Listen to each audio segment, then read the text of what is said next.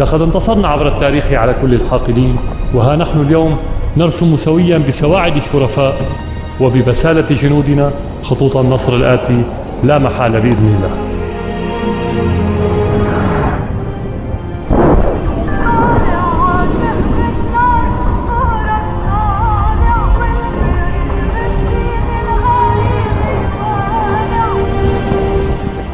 ما قدمه بواسل الجيش العربي السوري والقوات المسلحة ومعها القوات الرديفة والحليفة من بطولات وتضحيات خلال السنوات الماضية للحرب يمثل نموذجا في تاريخ الحروب عبر التاريخ.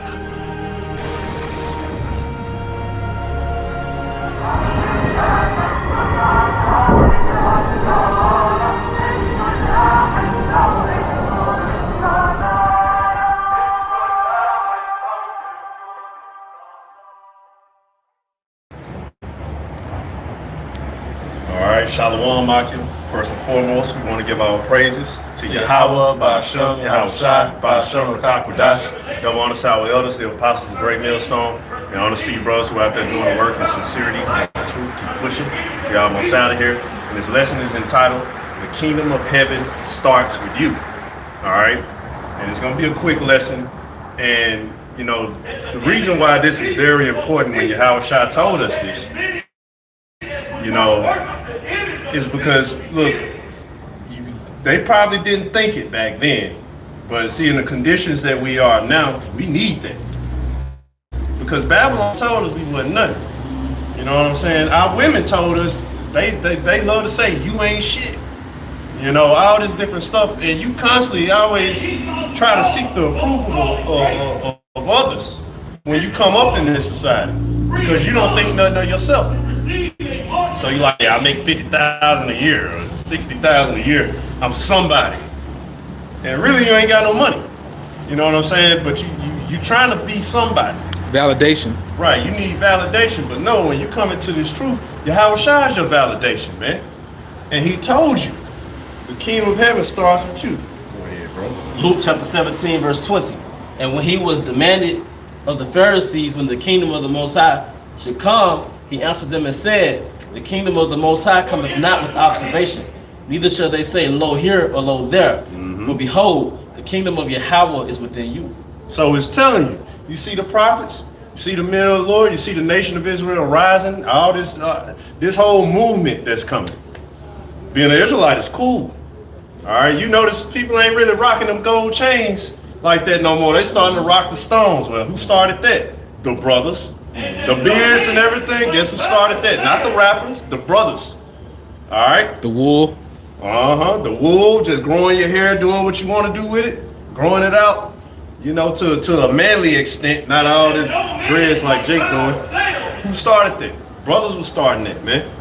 All right? And you see this vibration being spread. See, you never thought you was that important, did you, Jake? You never thought that, hey, the kingdom of heaven is right here. And it's going to manifest physically. Through who? Through you. Lord will, you part of the elect. Just like we hope we part of the elect. All right? Because who else doing what we doing?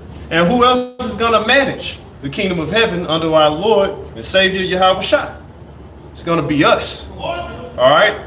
So when the Lord speaks on faith in the scriptures and wisdom, knowledge, and understanding, see, you have to understand, if you are this kingdom of heaven, this attachment or this access to this, what the world would deem as magical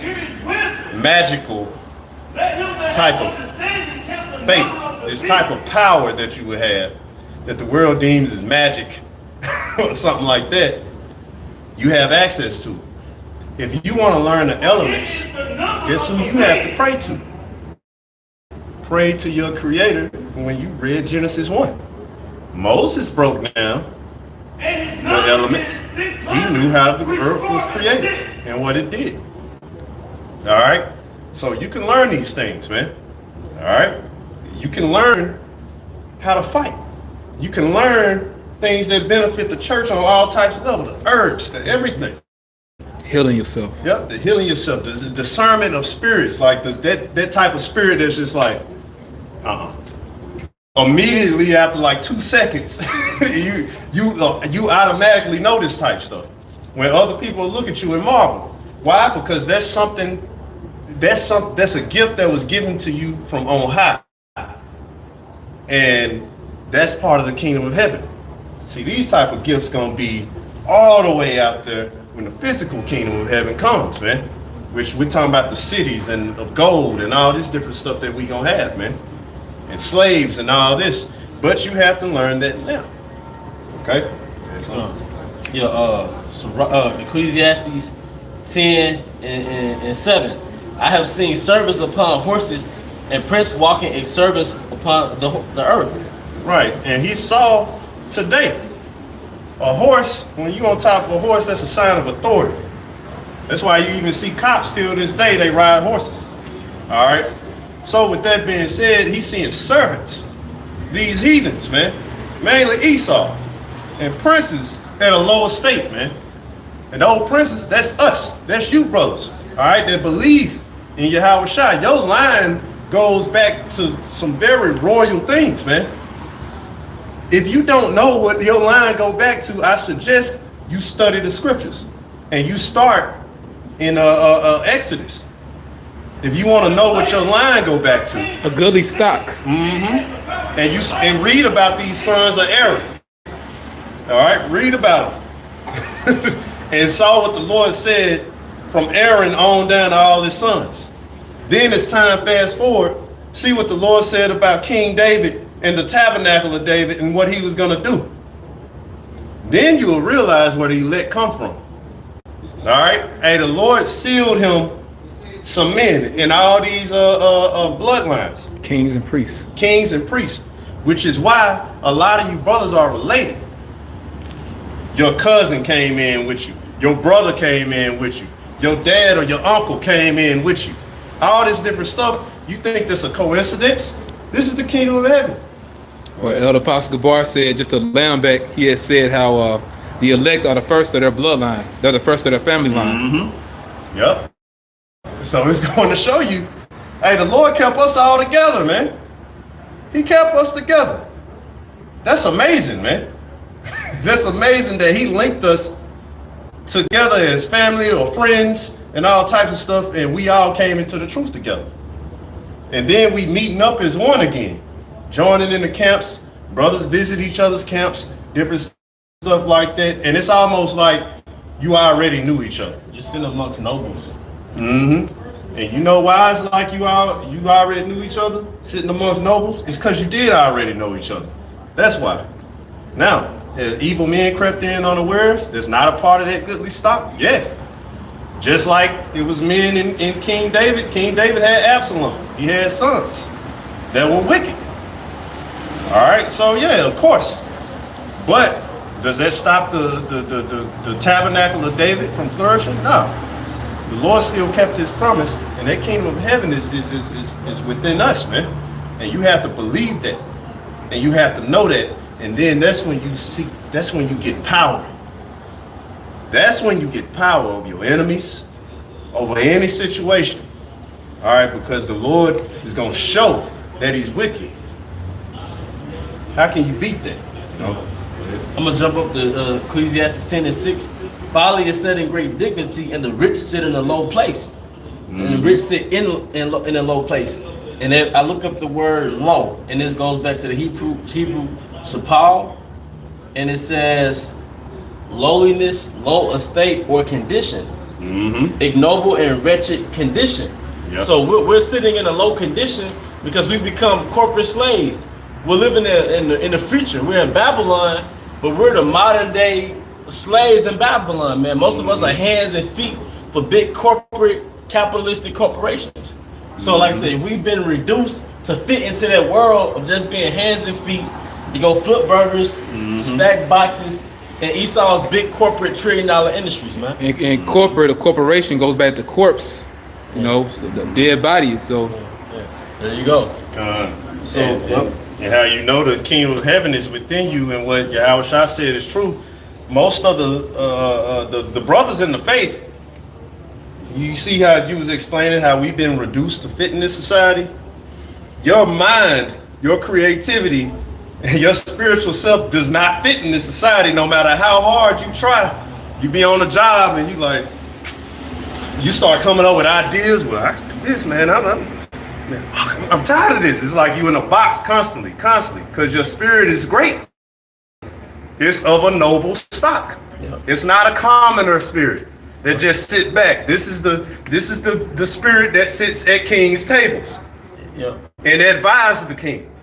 All right, this is the type of spirit that you have. You have the spirit of a judge who discerns between good and evil, and what is good, what the Most High accepts, and what He rejects.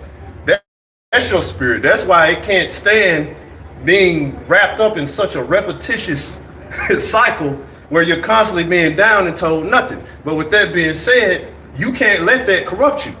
You can't let that obscure your mind and be like, well, maybe I am nothing. Well, maybe I ain't this, or maybe I ain't that. Nah, if the Lord is with you, then know that the Lord is with you, man. And continue to do the work. Do the work, man. Do the videos. Continue to push. Keep your fire. Why? Because you know this. And yeah, you're going to make mistakes. Things going to happen. But keep going and keep pushing, man. You know? Yeah, I say you are gods. Mm-hmm. And all you should die. What is it? Die like men? Because now we're in Babylon working like the heathen. Acting as though we're heathen. So like the elder Zakon is eloquently saying, man, don't format yourself to fit into Esau's world, man. I mean, you can't do everything in this society, but don't format yourself to be a little modern day slave, man. Because every brother is like a planet within himself, man. Every brother's like a realm, a world within himself. It's like this particular brother, he thinks this way. He's more of a fighter, but he likes herbs and he likes the women. This brother's more, okay, I like nature, I like plants, I like water. Because you're basically a kingdom within yourself, man. You're an artist. You're an artist. You could be put on a whole planet and we leave you. Now that whole planet is a you just decked out the whole planet and it's a world within himself. But here you are dropping out food at Pizza Hut. You know, you gotta think like that, man. Yep, doing Uber. Doing Uber Eats. Listening to a drunk. If you drive the movies, you listening to a drunk dude in the back talking crazy, man. You know, he literally thinks you a servant. Yeah. Because even though brothers get excited about the new gigs, we're still in Babylon, and there's still a form of servitude. Yeah, you gotta do what you gotta do. You gotta do what you gotta do. But you know, we gotta be kingdom minded to where we know this is not it, man. Right. You know, we know this is not it. So don't you brothers think this is it either? That's the purpose of this lesson. You know, like I say, keeping it short and to the point, man. Hey, the kingdom of heaven starts with you. And if you want this wisdom, knowledge, understanding, and you want to flourish in it, well, remember the book of James, chapter 1, where he said, if any man lack wisdom, let him pray to the Heavenly Father who give it freely. All right? Without wavering. Let him ask in faith. That's all you got to do. You ain't got to go through no channels or do no blood sacrifice ritual like Esau do and all this stuff. You have to simply pray in the utmost, in a faithful, sincere, humble way. And he's going to give it to you. And you have to be in the mindset to really accept it. Why? Because the kingdom of heaven with you, and that's the type of access we're going to have in the kingdom of heaven. Because remember, it said the Lord going to answer our prayer. When the physical kingdom of heaven is here, the Lord is going to answer our prayer before we even finish praying for it. It's going to already be answered. That's right. You know, so, hey, remember that, man. You know, hey, the Lord done set us up on a high level. You know, don't think it's just 100% suffering. That's unbalanced. No, we going to suffer because for being righteous, while at the same time, and Satan is attacking us as well for being righteous. But also, those blessings and that fortitude in the spirit and faith, hey, you're going to start getting that. Show us them secrets. Yeah, and you brothers who really about that and you really praying and you really getting into your craft and certain things or gifts that the Lord giving you, he starts showing you those secrets of your gift. Now that's heavy right there, you know. But you had anything? The Lord will you brothers will edify. Shalom. Shalom. Shalom, Apostle Hawk, coming back at you with this truth, giving all praise to Yahweh Ba'Shem Yahweh Shai, Ba'Shem Rakah Kodash, which is the true name of the Most High. And this is based upon faith because No one has hopped in a time machine, went back 2,000 years or beyond 2,000 years, 2,500 years, 3,000 years, and spoke to Moses or Yahushua, and had a recorder and recorded them saying it, or no angel has come down and said that is true name, but through research under High Priest Ariah, he went into the Hebrew, and part of it was he got from the so-called Jews. We deal with this book, the English Hebrew dictionary, Ben Yehudi dictionary, which he got it from based upon the Arabic, which the Arabic was an ongoing language. So I just had to say that. So when somebody says, "Well, you really don't know what the true name of the Lord is," that's true. We believe that's the way you say the name. I just wanted to get that out the way. Anyway, we say Yahweh Ba'Shem Yahushai Ba'Shem Rakah Kodash, or Ba'Shem Rakah HaKodash, which means the Holy Spirit. Yahweh is the name of the Most High. His son's name is Yahushai. And the Holy Spirit is not some woman. The Holy Spirit, although wisdom comes in the spirit, a feminine spirit. When King Solomon wrote or sung the songs of Solomon, which are songs of poetry, melody, it was music. He wasn't talking to a woman. You got these these stupid Edomite scholars that says, "Oh, a woman wrote those songs." No, when you go to Song of Solomon, the first chapter and the first verse, it says the songs. As a matter of fact, let me go to it for you dumbass Christians. Oh, and the topic is the black church is the dumbest church on the planet. The black church, when I say the black church, I'm saying our people that go to church, that set up Baptist church, Pentecostal, among a lot of them Latin tribes, but Jake is into that too. They go to their different churches, Baptist, Southern Baptist, Pentecostal, Methodist. There's different Episcopalian, which translates into the word elders, and many other churches under the various denominations. I'm talking about the ones that Jake go to. Now, there's certain churches where our people go to that are more study based, but we're talking about the Baptists and the Black Sunday Church is a joke, but all those churches are a joke. Okay, and I'm going to get into why I said all this. First of all, what I say, let me go to Song of Solomon. And that's why we got to keep putting out these videos, because people just don't know what's going on. Anyway, Song of Solomon. And this is for you scholars. Oh, it's a woman that said it, and blah blah blah. Solomon, the third person, all this crap. Song 1, chapter 1, verse 1. The Song of Songs, which is Solomon's. Let him kiss me with the kisses of his mouth. And this is why they say it's a woman saying that, because a man's not going to kiss another man. Well, it tells you in what is that, second Psalm, the second chapter, it said, "Kiss the Son, lest he be angry," and that's for all of us. Kiss the Son. Did not Judas Iscariot kiss the Lord? So back in the ancient world, men kissed other men. All right. So it's saying here, let him kiss me, and he's talking to the spirit. As you read it, it seems like he's talking to a woman, then he's talking to a man.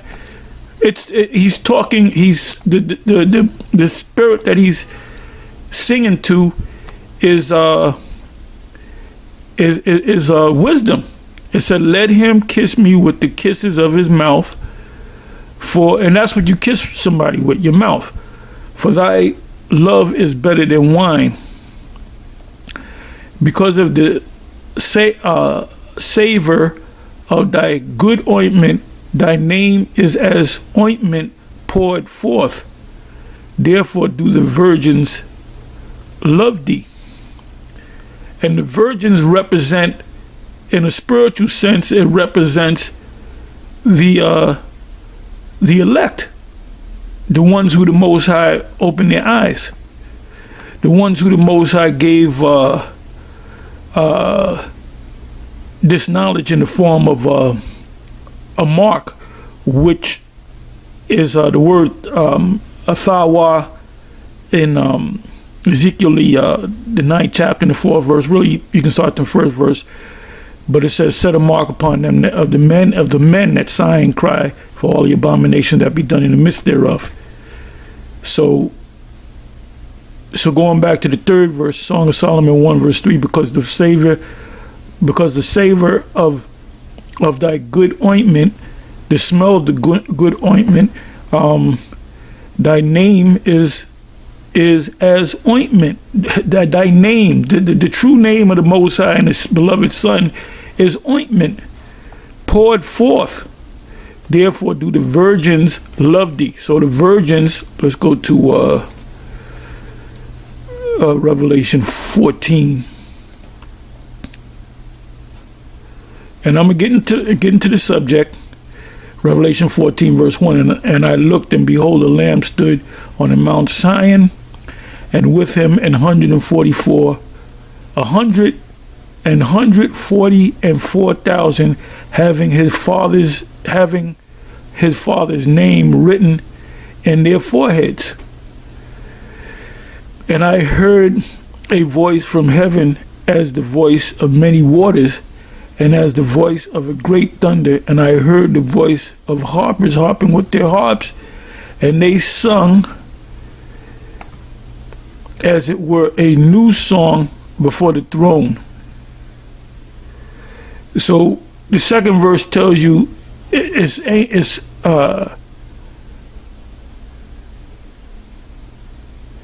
second verse again, and I heard a voice from heaven as the voice of many waters, and as the voice of great thunder.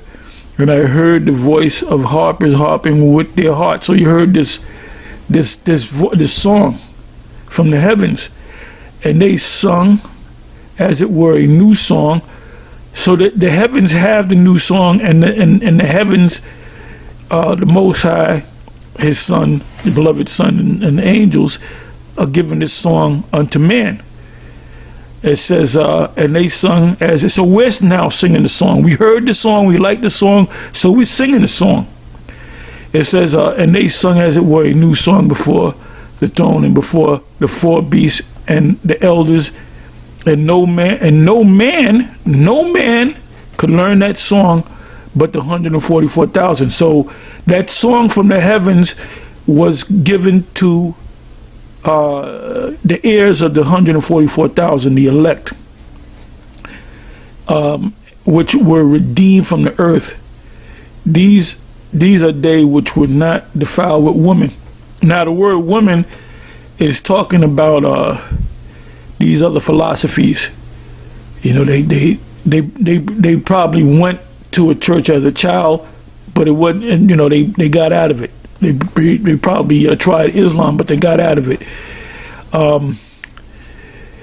It says, these are they which were not defiled with women, for they are virgins. In other words, we were not defiled, not touched. Spiritual virgins, if you will. These are they which follow the Lamb whithersoever he goeth. How do we follow the Lamb? Through the book. What did the Lord say?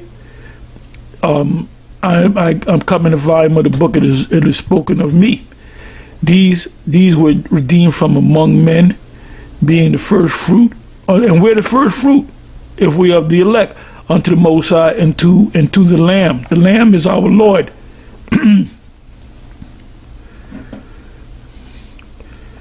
Anyway, okay, it says 5th verse. Let me read on. And in their mouth was found no guile, for they are without fault before the throne of the Most High. Why are we without fault? Because the Most High forgave us. The Most High put that a spiritual coal to our mouths and made us clean, pursuant to Isaiah the 6th chapter. So, with that being said, let's go to this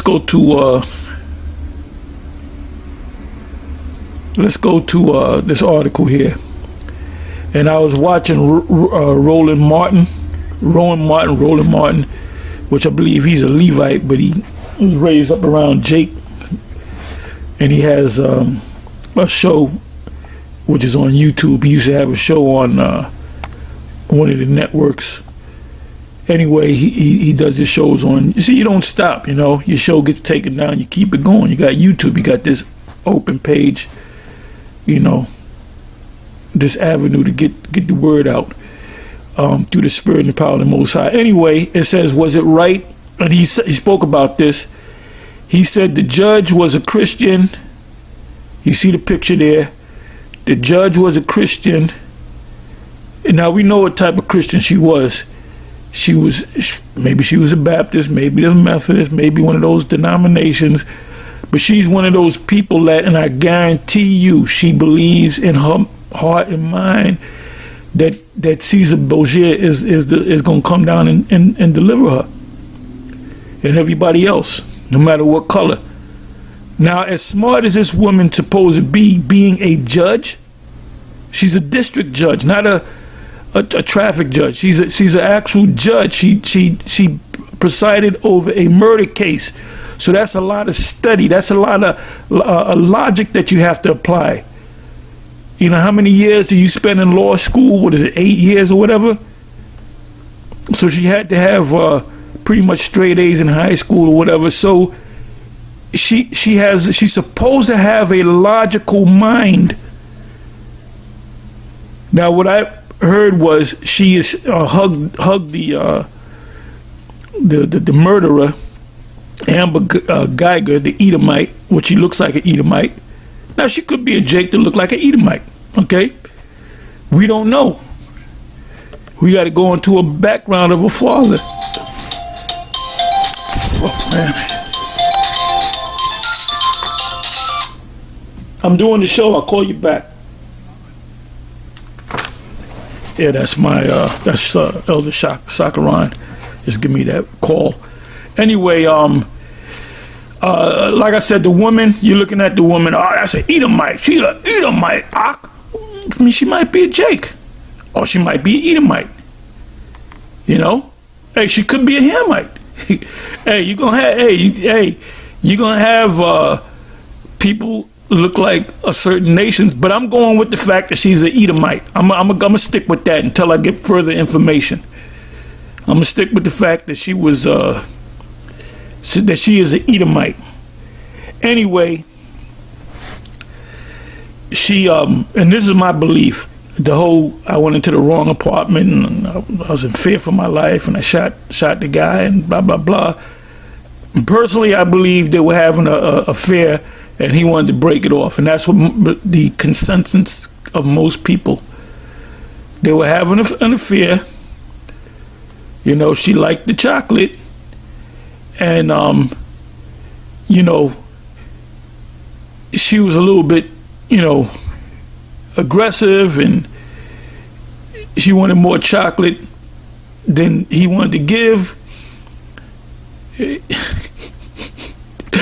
And she was like, "Oh, I'd kill her." And he was probably dealing with some other Edomite chick. You know, he's probably in the Edom walls. That's my theory, and that's most police detectives. You know, you come up with theories. You kind of say, "No, that doesn't make any sense." You kind of look at where she parked. Okay, she parked on this level.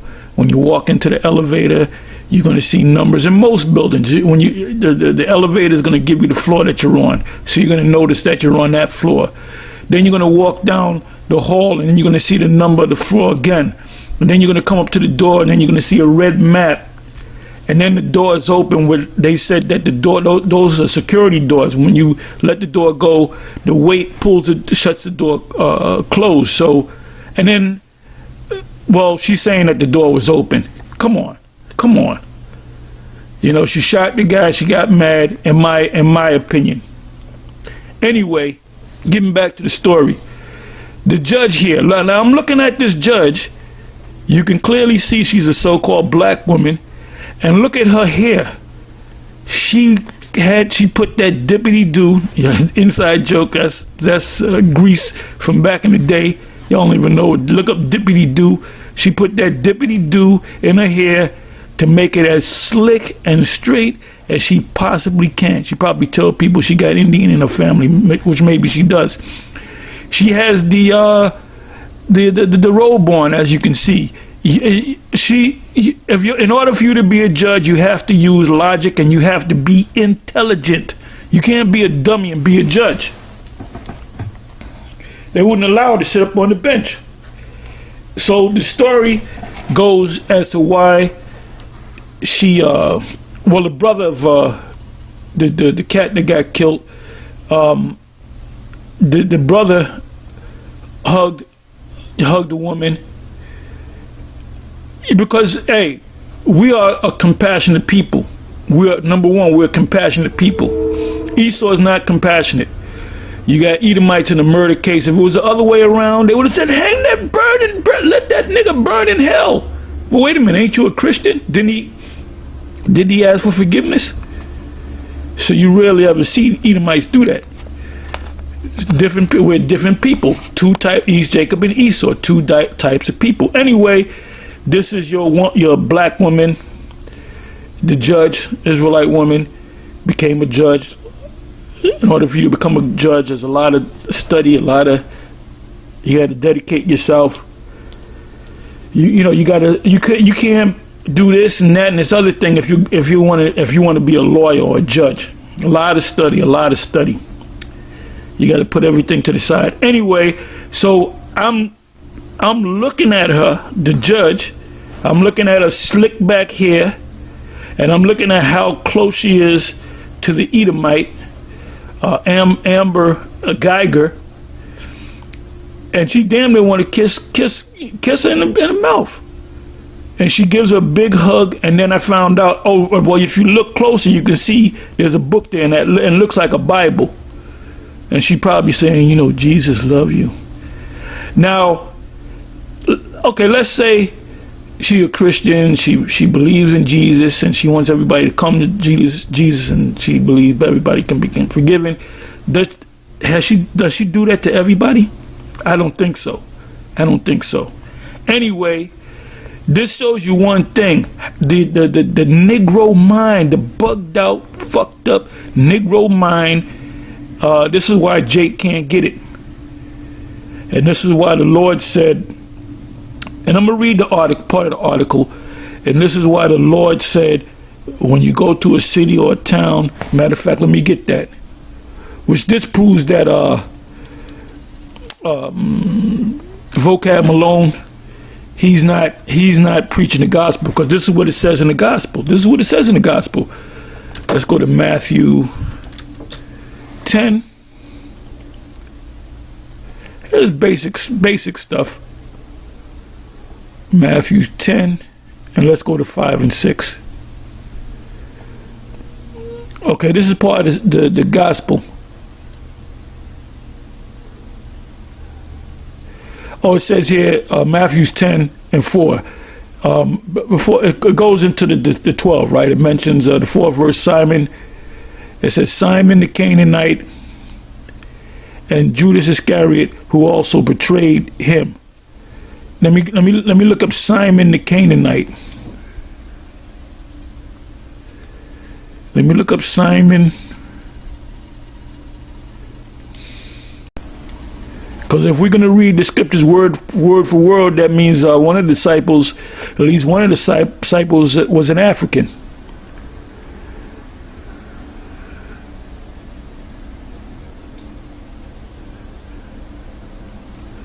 Okay, that's why you got to go into your words. Even Apostle Gabar said that the other day. He said we're wordsmiths. Anyway, you got some Jake. Go to any of them camp and say, well, the Lord didn't come for, no, he didn't come for Africa. He didn't come for Africans. Well, wait a minute. Who's Simon the Canaanite? Now, some of them might have the answer. Some of them might not. Anyway, the word Canaanite is Strong's G 2581, Kananias. Which is Greek. Thayer's Lexicon, Kananites. Okay, which is the Greek way of saying Kana.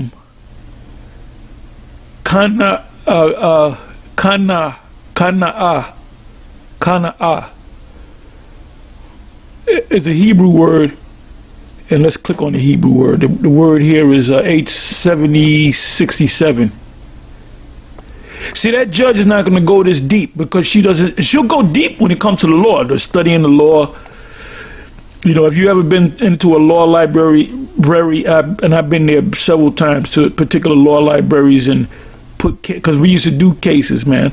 Y'all don't know that. We used to do cases. There's one brother got his gun taken from him and revoked his license to carry a gun because he was in the field where he needed a gun. He was in Brink's truck. Brother, you don't know the brother, but he came to me, get me out of this situation. I'm like, come on, bro, I don't feel like doing all that studying.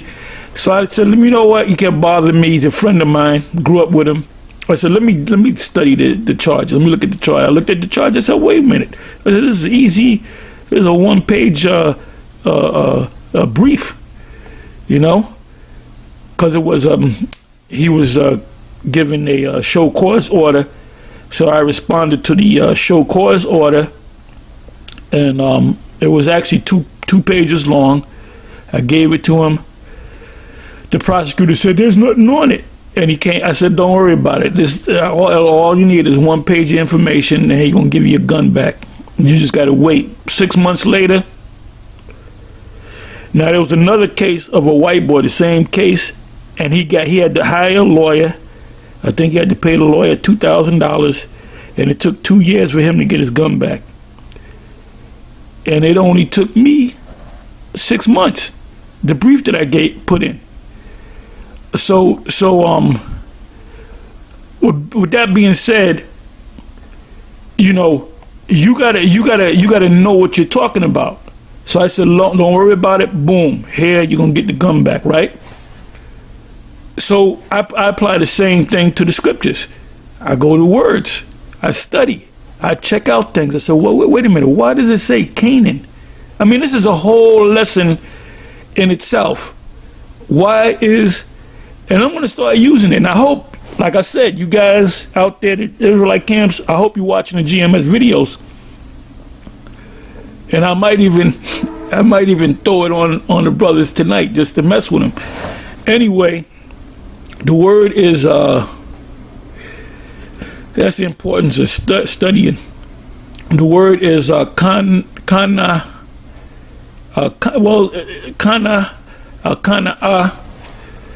and the word means jealous. Or jealous only of God, like you do the bidding of the Most High. It means jealous. It said Exodus 20 verse 5, the Most High of thy God am a jealous God visiting. So it doesn't go back to the word the Canaan. It means jealous. Where you get Simon was a zealot. Simon was a zealot, and I'm gonna show you that. Simon was a zealot. So when you look up the word Canaanite, it means zealous. Simon Zelotes. So he was a zealot. Basically, he was like a revolutionary. You had the zealots, and out of the zealots, you had the Sicarii. The Sicarii, by the way, you ever watch High Grand Exalted High Puba, Big Brother Almighty, Alizar? He calls this group the Sicarii. So when you go into the history of the Sicarii, which I didn't know, I'm like, where did he get this? I wasn't sure what Sicarii. I looked it up and I said, well, they came out of they were a branch that came out of the Zealots. So they were like Zealots, but another branch.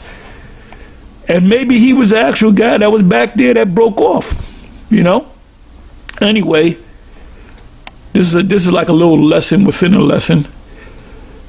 So, and you got to know that you got to be sharp with these scriptures, man. Okay, so now we know if somebody roll up on you, so wait a minute, you said that the Lord only came for the Israelites. Well, one of the 12 was a Canaanite. He was an African.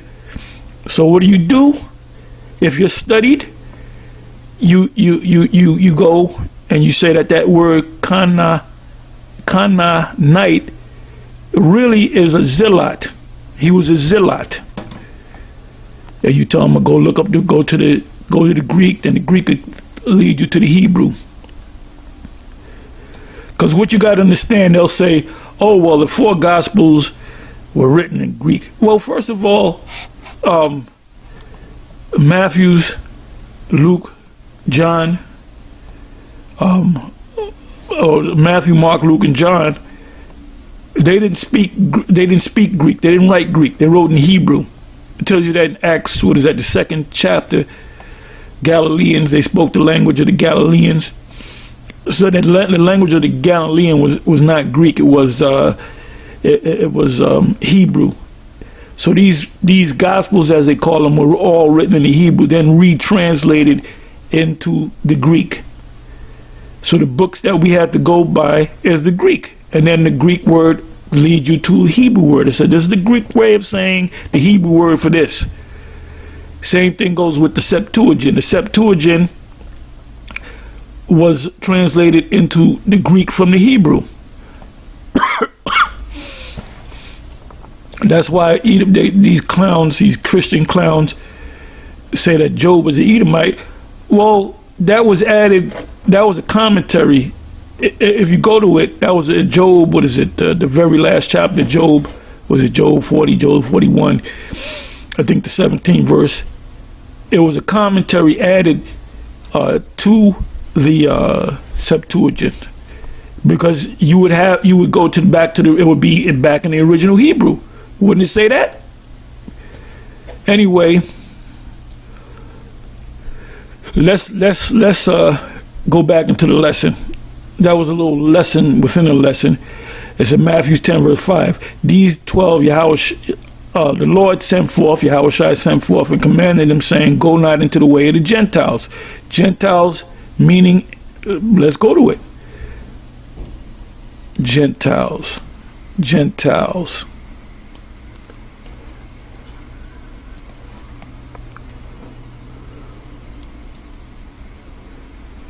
Ethnos. They might ask you, what's your ethnicity? Well, I got a little Cherokee in me, and I got a little Chinese in me, and I got this in me, and that in me. So you have maybe 3 or 4 groups of ethnic origins. Basically most people are melting pot. They're mixed. So that's why you got to focus in on your father. What's your father? What's your father's father? What's your father's father's father? And the word means in the Old Testament nation, foreign nation, not worshiping the true power, the true God, pagan, Gentiles, a tribe, nation, people group. Anything outside of the children, the sons of Israel. So now let's go back to Okay, these 12 the Lord Yahushua sent forth and commanded them, saying, go not into the way of the Gentile. Ambagaga looked like a Gentile to me. Until she proved otherwise, she looked like a Gentile to me. She looked like an Edomite. And into any city of the Samaritans enter ye not. Now the whole Samaritan story, you got to go back to 2 Kings, the 17th chapter, around about the 20th verse on down. Really read the whole chapter, and it tells you how they took other nations when they pushed out. The Assyrians took over the Israelites, took them down and pulled them out of the land. And what happened was the king, I think that was Shalmaneser V, put heathens up in there, and they were worshiping their gods. And that was the land that the Lord blessed for the children of Israel. So he sent lions among them to kill some of them. And it was like, why these lions keep coming out and wild beasts coming out killing us? So the king of Assyria, I believe it was the king of Assyria, he knew, and he said, you know, get one of the Levites, the priests, to go there to teach them, not to pop their women, you know, not to learn their ways, but to teach them the Lord's statutes and commandments of that land. And when they started practicing the Lord's statutes and commandments, guess what? The Most High pulled the lion from them. So that's just gives you a picture of how the kingdom is going to be. When the kingdom is established, they're going to be following our Lord's statutes and commandments. And if they don't, they will be destroyed. It said, but go rather to the lost sheep of the house of Israel, and as ye go, preach, saying, the kingdom of heaven is at hand. So it's obvious that this judge, she doesn't understand the scriptures. And I guarantee you, if we had a conversation with this woman, she sound like a dumbass that does it. Well, Jesus loved everybody. Well, you use in law, you use evidence. You know, you use evidence, you use facts. You know, if you make a statement, you know, somebody says, I didn't do it. Well, then you got to come with the evidence. You got to come with what's called an alibi. There's an alibi defense. No, I have a twin brother. He been going around using my name. And he did it because at that time I was on the moon. I was in California, and the crime took place in New York. And then you see me in California taking pictures, hanging out, and everybody said, no, he was in California. Well, wait a minute, that looks just like you. Yeah, that looks like me because I got a twin brother. So then they have to say, well, you know what? We got the wrong guy. Okay? Evidence. Now you have a DNA evidence. So the woman said that this dude raped her, and he penetrated her and his sperm and this, that, and the other. So they do a DNA test, and they realize that's not his sperm. There's no DNA on you, on your body, from this individual. So they come to the conclusion that this is not the guy. You were lying, or he looked like the guy, whatever the case may be. It's called evidence. It's called putting the facts together, dealing with what's called the corpus delicti, the whole body of the crime. Anyway, so in her, this dumb black woman, which is a fucking judge, unbelievable, which is supposed to be intelligent, she gives this Edomite woman the Bible. She doesn't know who an Edomite is. This judge, I guarantee you, she don't know what an Edomite is. She don't know who she thinks that the Israelites are the people over there in the land of Israel. So she don't know what the hell is going on. So here she is giving the Bible. She got the Bible open and saying, you know, Jesus died for you. Where's that? Use your fucking logic. Don't become a fucking dummy. She's a complete dumbass.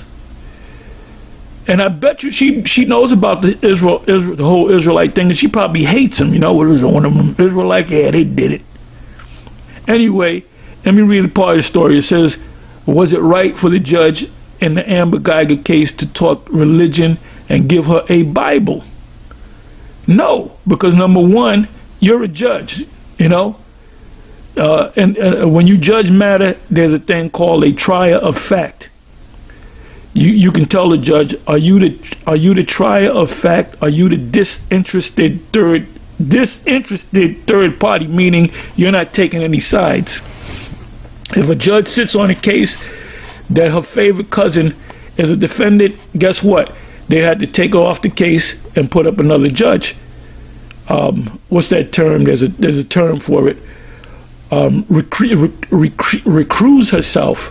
Recuse herself. Why? You put in paperwork, your briefs, because this is her cousin. This is her favorite cousin. We got pictures of them, you know, at the family reunion. They hugging each other. And it's a known fact that that's her favorite. So if she's sitting up on the case, she's gonna do everything her power to get her cousin off, right? Okay, so she's supposed to be a disinterested third party. I never seen no motherfucking judge jump down off of the goddamn podium and hug some goddamn body and say Jesus love you and give the person a Bible. This is insanity. This is blasphemy. This is madness. But that shows you where our people are in their mental state. This is called insanity. Insanity. Anyway, it says, look the word up. Look the word insanity up. It says, was it right for the judge in the Amber Guyger case to talk religion and give her a Bible? Out of all the books she could have gave, I'd see if she gave her the Quran or the Kibra Negus or something, you know, or How to Win Friends and Influence People. But the Bible, that book is for Israelites, man. It said religious leaders differ on whether state judge, district judge Tammy Kemp, her name is Tammy Kemp, should have given Amber Guyger her Bible in the court following the sentence as opposed to in private, which was right. You ain't got no business going in front of the jury and the people in the court and giving them Jesus love you and Jesus love you. This is one reason why, you know, God, you don't go in the hood. Guess what happens when you go in the hood? Watch all the videos of all the different Israelites going in the hood. You always get a nigga that's a ghetto scholar. That's a new one, a ghetto scholar. And what does a ghetto scholar know? A lot about nothing. You be teaching, going to scriptures, and then the guy come up and he said, well, you got to be using the Quran too, because we're Islamic. Plus, when you know, the atmosphere and the planet Venus and Mars, and we're really grays, and you know, man, that's why you can't get nothing done with a nigga. You can't get nothing done with a nigga. Let me go back to this Matthew. I want to read a little bit more. Matthew. It said, but go rather, 6th verse, Matthew 10 verse 6, but go rather to the lost sheep of the house of Israel. And as ye go, and I'm sure this judge Tammy Kemp didn't read this part right here. And as ye go, preach, saying the kingdom of heaven is at hand. To who? The Israelites, the lost Israelites. They don't know what the Israelites. You tell them that the Israelites, and you tell them that the kingdom of heaven is for you. It said, heal the sick, cleanse the lepers, raise the dead, cast out devils. Freely ye have received, freely give. Provide neither gold nor silver nor brass in your purses.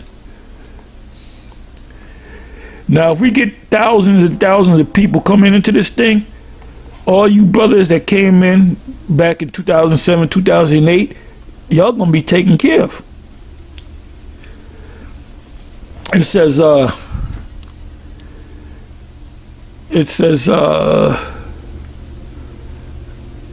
me go to the point. I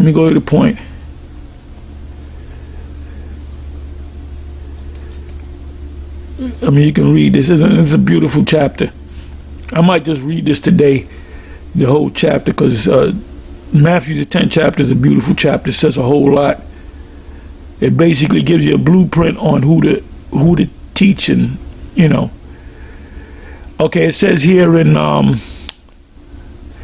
11 verse, Matthew 10 verse 11, and into whatsoever city or town ye shall enter, inquire who in it is worthy. Let's look up the word worthy. John the Baptist, when he was baptizing people, which, I mean, you could baptize people. It's only symbolic for being immersed into this truth. He said, I'm paraphrasing. He said, "Give me people meet for repentance." In other words, when the wicked scribes and Pharisees came around, he cursed them out. He said, "Well, you ain't here. The Most High ain't dealing with y'all." Anyway, let me go to what I say I was going to go. Okay, the word worthy. Let's look up the word worthy. Worthy. If you go out in the hood and the ghetto scholar come up talking his there's 25 galaxies and we're from the planet Negro or the planet Risk. He's obviously not worthy. He's obviously not worthy. The word here for worthy is Strong's G 514, axios. Axios. Now listen to this. It says weighing, having weight, having the weight of another thing or like value, worth as much. So if the nigga don't measure up, you hope and pray that nigga walk down the street, man. It said befitting, congruous, corresponding to a thing. What the thing is the truth of one who has merited anything worthy, both in a good and a bad sense. So you measure somebody up, and you already know, this nigga, yeah, boy, oh boy, here come this motherfucker. You know? Yeah, well, my mama, my grandmother taught me, and the Lord came for all nations, and and I know just as much as you know, and a lot of them have their girl with them. They try to impress their girl. That's why you basically try to get them down the street, because it's a waste of goddamn time. So now let's go back. This is what the Lord said. So now, to show you that, let's deal with vocab. To show you that the vocab is not dealing with the gospel, this is what the gospel said. He said, go and find out who's worthy. It says 11 verse. And into whatsoever city or town ye enter, inquire who in it is worthy, and there abide till ye go thence. And when ye come into the house, salute it. And if the house be worthy, let your peace come upon it. But if it be not worthy, let your peace return to you. And whosoever shall not receive you, nor hear your words, when you depart out of that house or that city or that person that you talk to, shake off the dust of thy feet. Now this guy Vocab been messing with us since 2015, 2016. We're talking about 3-4 years, and he keeps coming around. He doesn't see any of us turn around saying, "Oh, Vocab, you're right. Oh, great Vocab, you're right. We're Christians now. We're going to follow your ways. We're going to follow you and Dr. James White, the Edomite." You've been doing it since like 2016, 17, 18, 19, almost 20, going on 4 years. And we haven't budged. Ain't nobody jumping, out of Israel to follow you. So the scriptures say this: let your peace come back to you and shake off the dust of thy feet. As you read down in the 15th verse, verily I say unto you, it shall be more tolerable for the land of Sodom and Gomorrah, which is a bunch of faggot, freaks, lesbians, and in the bestiality in the day of judgment than for that city. So you were supposed to keep. That's why I ignored you. I said, don't say nothing to him. Don't say nothing to him. Yeah, but we got, what are you, chicken? What are you, chicken? No, we're not chicken. It makes no fucking sense, but that's what Christianity does. It bugs your fucking mind out. Your logic goes out the goddamn window with Christians. Logic goes out the window with Christians. Just like this judge Just like this judge here, she does everything. I'm pretty sure she's a good judge, you know, high level state district judge. But when it comes to Christianity, the bitch brain turned into a fucking pinball machine that keeps going tilt. Anyway, let's read on the article. It says religious leaders differ on whether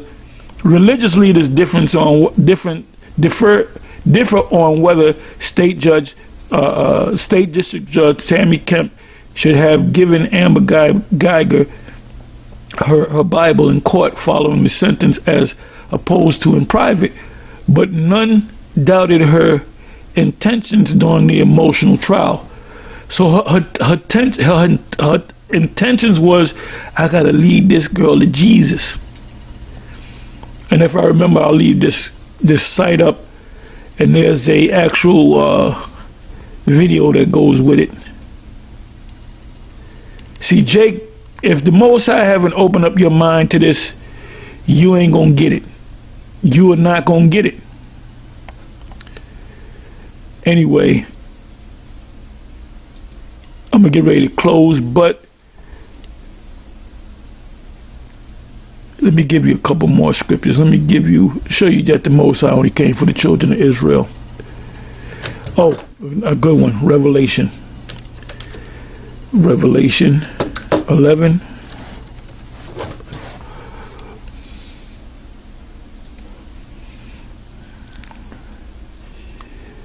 Revelation 11 verse 1. And there was given me a reed like unto a rod, which is a measuring stick. So what is a measuring stick? That this is symbolic for the Bible, the scriptures. We measure people up with the scriptures. And the angel stood saying, rise and measure the temple. The temple represents the children of Israel. The third temple is being built right in front of Esau's, the elite's eyes, and they're talking about when they're gonna start building the third temple. The third temple is being built, but the third temple is every place else except for the land of Israel, even in the land of Israel, because you have Israelites over there. It says, and I don't know why there's camps. First of all these brothers going to Israel, right? Where's them camps at, man? Where's them camps at? Why ain't you on the highways and the byways of the land of Israel condemning them motherfuckers, man? It says, and measure the temple of the Most High and the altar and them that worship therein, the believers. And the altar also represent us, because we are on the altar teaching the believers to bring them up to our level. But the court, now listen at this, but the court which is without the temple, now you had an outer court. And when you go back 2,000 years ago, you had an outer court. And if you were not an Israelite, you can only go as far as the outer court. You couldn't go into the inner court. So you had other nations that was actually worshiping the Lord, including the Edomites. You had Edomites that were actually worshiping the Lord, but they can only go in so far. When you read the story of, let's go to this is going to lead me into something else. See, these are lessons within lessons. Let me see if I can find it. I believe it's Acts 21, if I'm not mistaken. Let's see if I'm correct. Let me see if I'm correct. Okay, good. Yep. That's how I know where I'm at the right place. I just want to make sure. Okay, let me go to Acts 21:37. It says, and as Paul was to be led into the castle, he said unto the chief captain, may I speak unto thee? Who said, the captain said, canst thou speak Greek? Now there was a scenario where these detectives came up and they took our speaker. We had a speaker. Now we don't deal with speakers. Back in the day, we used to have a speaker. We don't deal with speakers no more. We just speak with our mouths. And Yaquab used to say, he said, man, you don't need no speakers. Yaba used to speak with no speaker. So we was like, yeah, well, let's fuck the speaker, man, you know. Anyway, they took the thing and we were walking to the precinct, and that was what's that on 34th Street, Midtown South. I believe that's called Midtown South. And we walked in. It was a detective. So I was sitting there talking. We were just talking. Me and the detective was just having a friendly conversation, and we wasn't cuffed up or nothing like that. And I remember Apostle Rhymelab walking behind me, and I think Apostle Gabar and Apostle Ricard. This is before YouTube, and I remember Apostle Rhymelab saying, "You know what? When I seen this, I thought about." He said he immediately thought about Acts 21 verse 37, which was funny. Not that I'm saying I'm Paul, because I don't believe I'm Paul. I mean, I could be, but that's not important. Anyway, when you go, boy, this is another. You got to read this whole scripture. Boy, where can I start? Okay, Acts 21 verse 21, and they are informed of thee that thou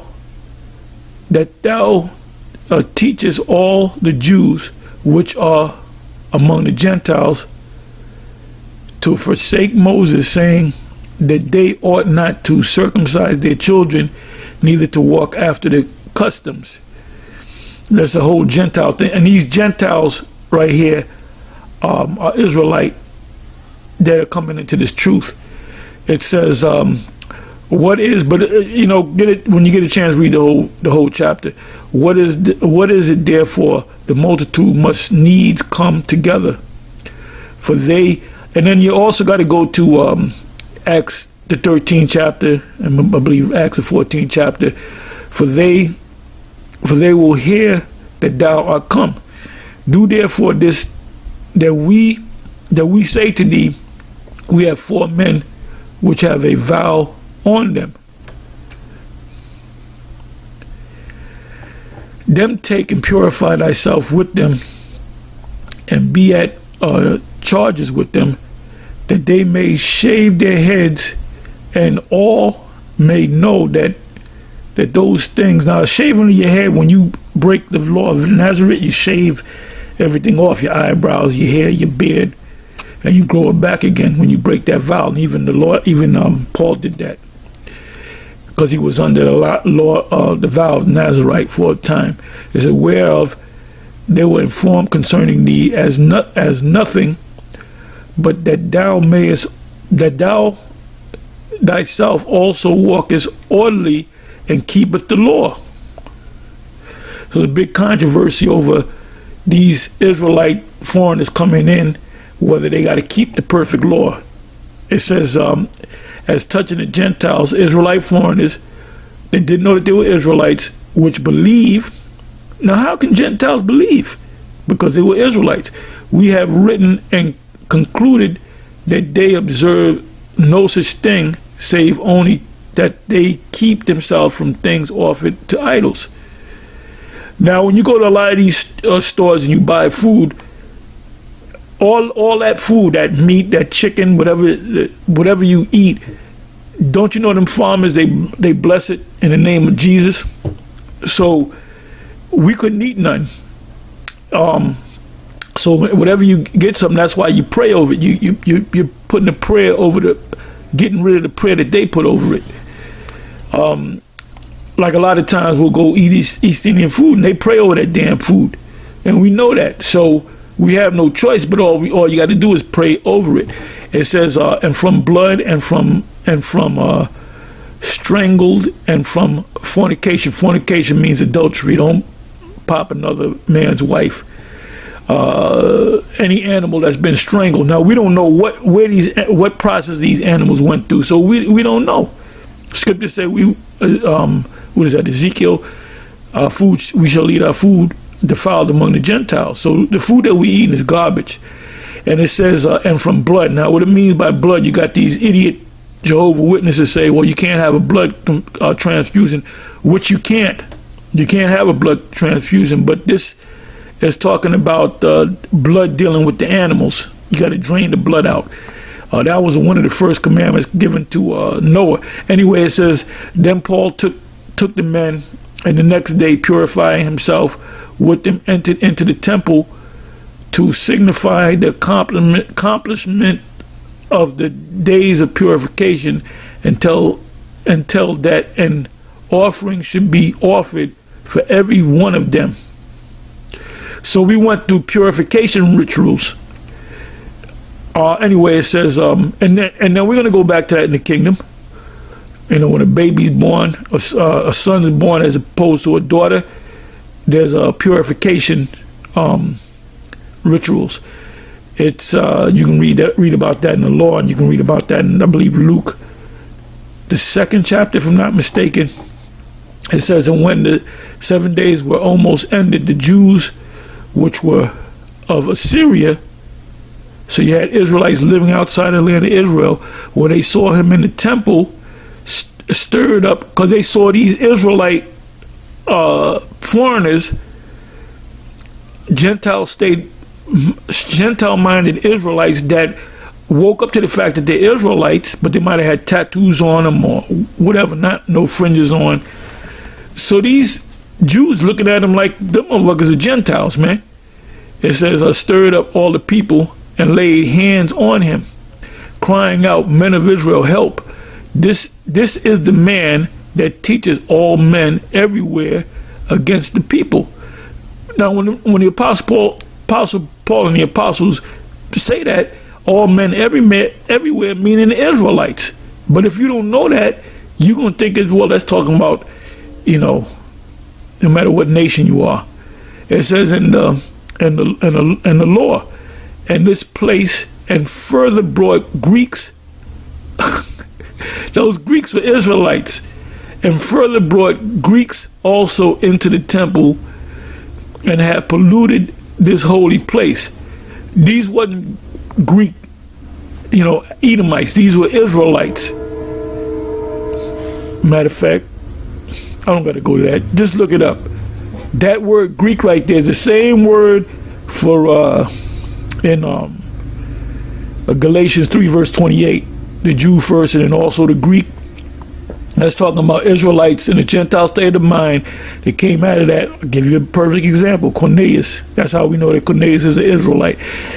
Any Israelite out there group came out of one West is teaching that Cornelius is an Edomite, there's nothing deep about you.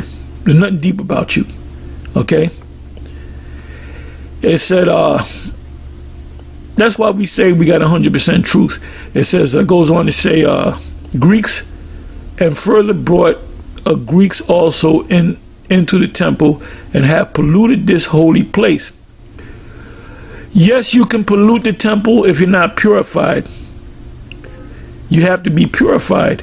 When you read a couple of verses up, these men went through a purification ceremony. In other words, if a priest had sex with his wife, he couldn't go to the Holy of Holies for a number of days. Before the men of Israel went out to war, they had to not have sex with their wife for 3 days. When they went up to the mount where Moses was to receive the laws, the Most High said, come not to at your wives. Don't have sex with your wife for 3 days. Purification. It says, for they had seen before with him in the city Trophimus and Ephesian, whom they supposed that Paul had brought into the temple. So these were guys. Let me click. Let me click on these names here.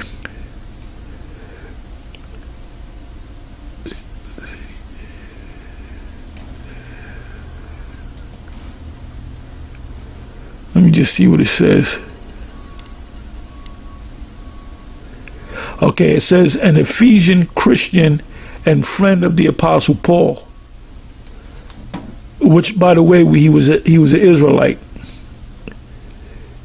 and that's actually a Greek name.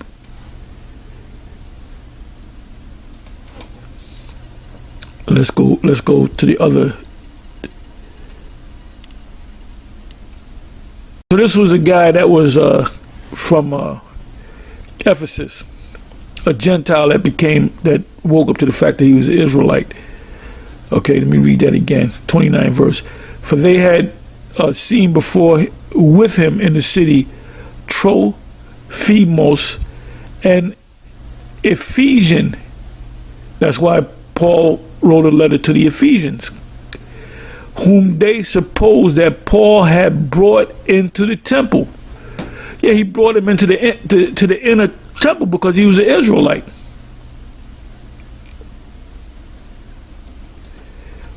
Damn it. Okay, 30th verse.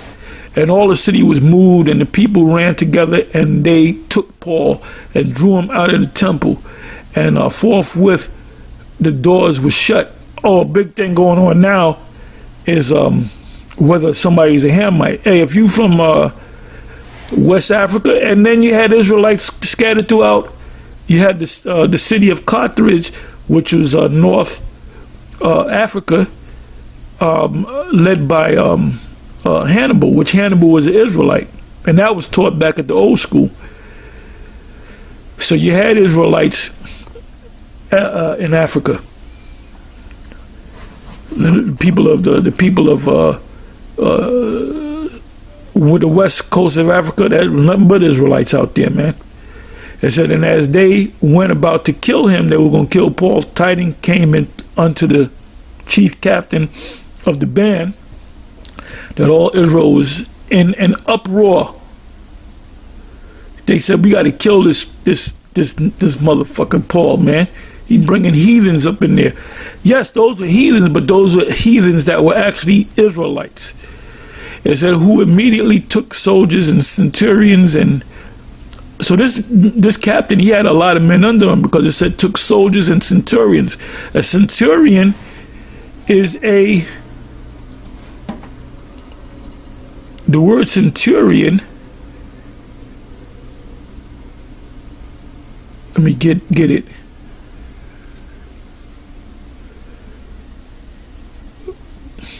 Okay, centurions. Let's see what it says.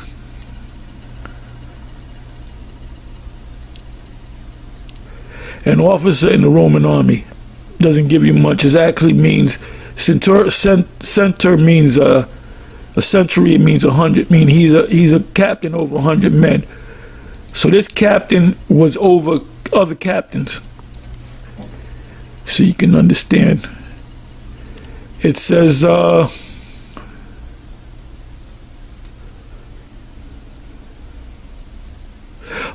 30th verse again.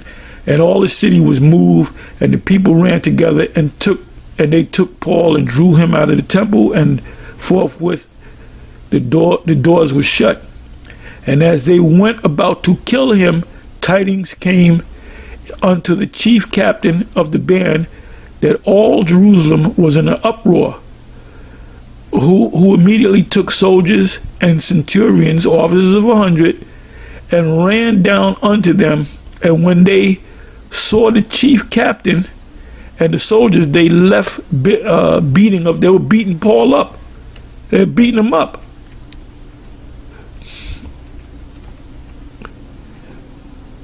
It goes on to say in the 33rd verse, then the chief captain came near and took him and commanded him to be bound with 2 chains, and demanded who he was and what he had done. And some cried one thing, some another among the multitude. And when he could not know the certainty for the tumult, he commanded him to be carried into the castle. You know, today you got precincts. Well, precincts is actually mentioned in the Maccabees.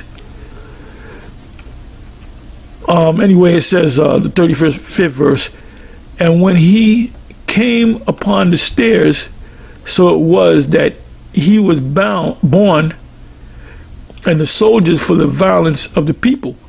For the multitude of the people followed after, crying, "Away with him." And as Paul was to be led into the castle, he said unto the chief captain, "May I speak unto thee?" Which he spoke in Greek. Who said, "Canst thou speak it?" He said, "How are you able to speak Greek? You a black man." Then he said, art not thou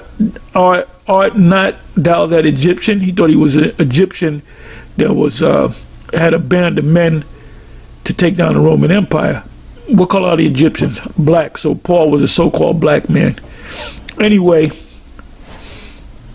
I went into all this whole subject to show you that anytime you come across the word Gentile, now if you're a simple ass Christian, you're gonna read this and say, "See, Paul almost got put to death trying to save heathens." No, he was trying to save Israelites that were once being called heathens. Anyway, with that, I mean, there's many scriptures. Let me go back to Revelation 11:1. It says, "And there was given me a reed unto a rod, saying, Rise and measure the temple, but the court which is without the temple leave out, and measure it not, for it is given unto the Gentiles." Now, these Gentiles are talking about actual people of other nations. They're not to come into the inner temple. "And the holy city shall they tread underfoot 42 months, and I will give thee power unto thy two witnesses." The two witnesses represent, a bigger sense, it represents the prophets of Israel, because you had prophets among the kingdom of Judah and prophets among the kingdom of Israel, which now they come back. That's why you see brothers out there, some brother from the northern kingdom, some brother from the southern kingdom, which they're all speaking. The ones of us that go out there and teach this word, we are the likely prophets, the hopeful elect, and we say that humbly. Anyway, with all that being said, if this judge really applied her reasoning skills, you could be a professor, you could be this genius, a rocket scientist, but as soon as you go into church, logic goes out the goddamn window, man. That's why we call you wacky. Anyway, with that, I'm gonna say shalom and it's on to the next one. It's a little long, but hey, watch it or don't watch it. With that, I'm gonna say shalom.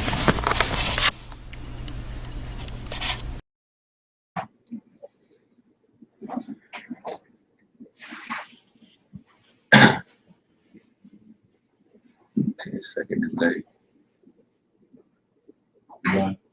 Okay, cut. All right, Shalom Makim, Wa Akwaf, Shabbat Shalom. We want to give all praise, glory, and honor to Yahweh, Ba'ashem Yahushai, Ba'ashem Rakakwadash. Double honors to the elder apostles of the great millstone and who taught us this truth.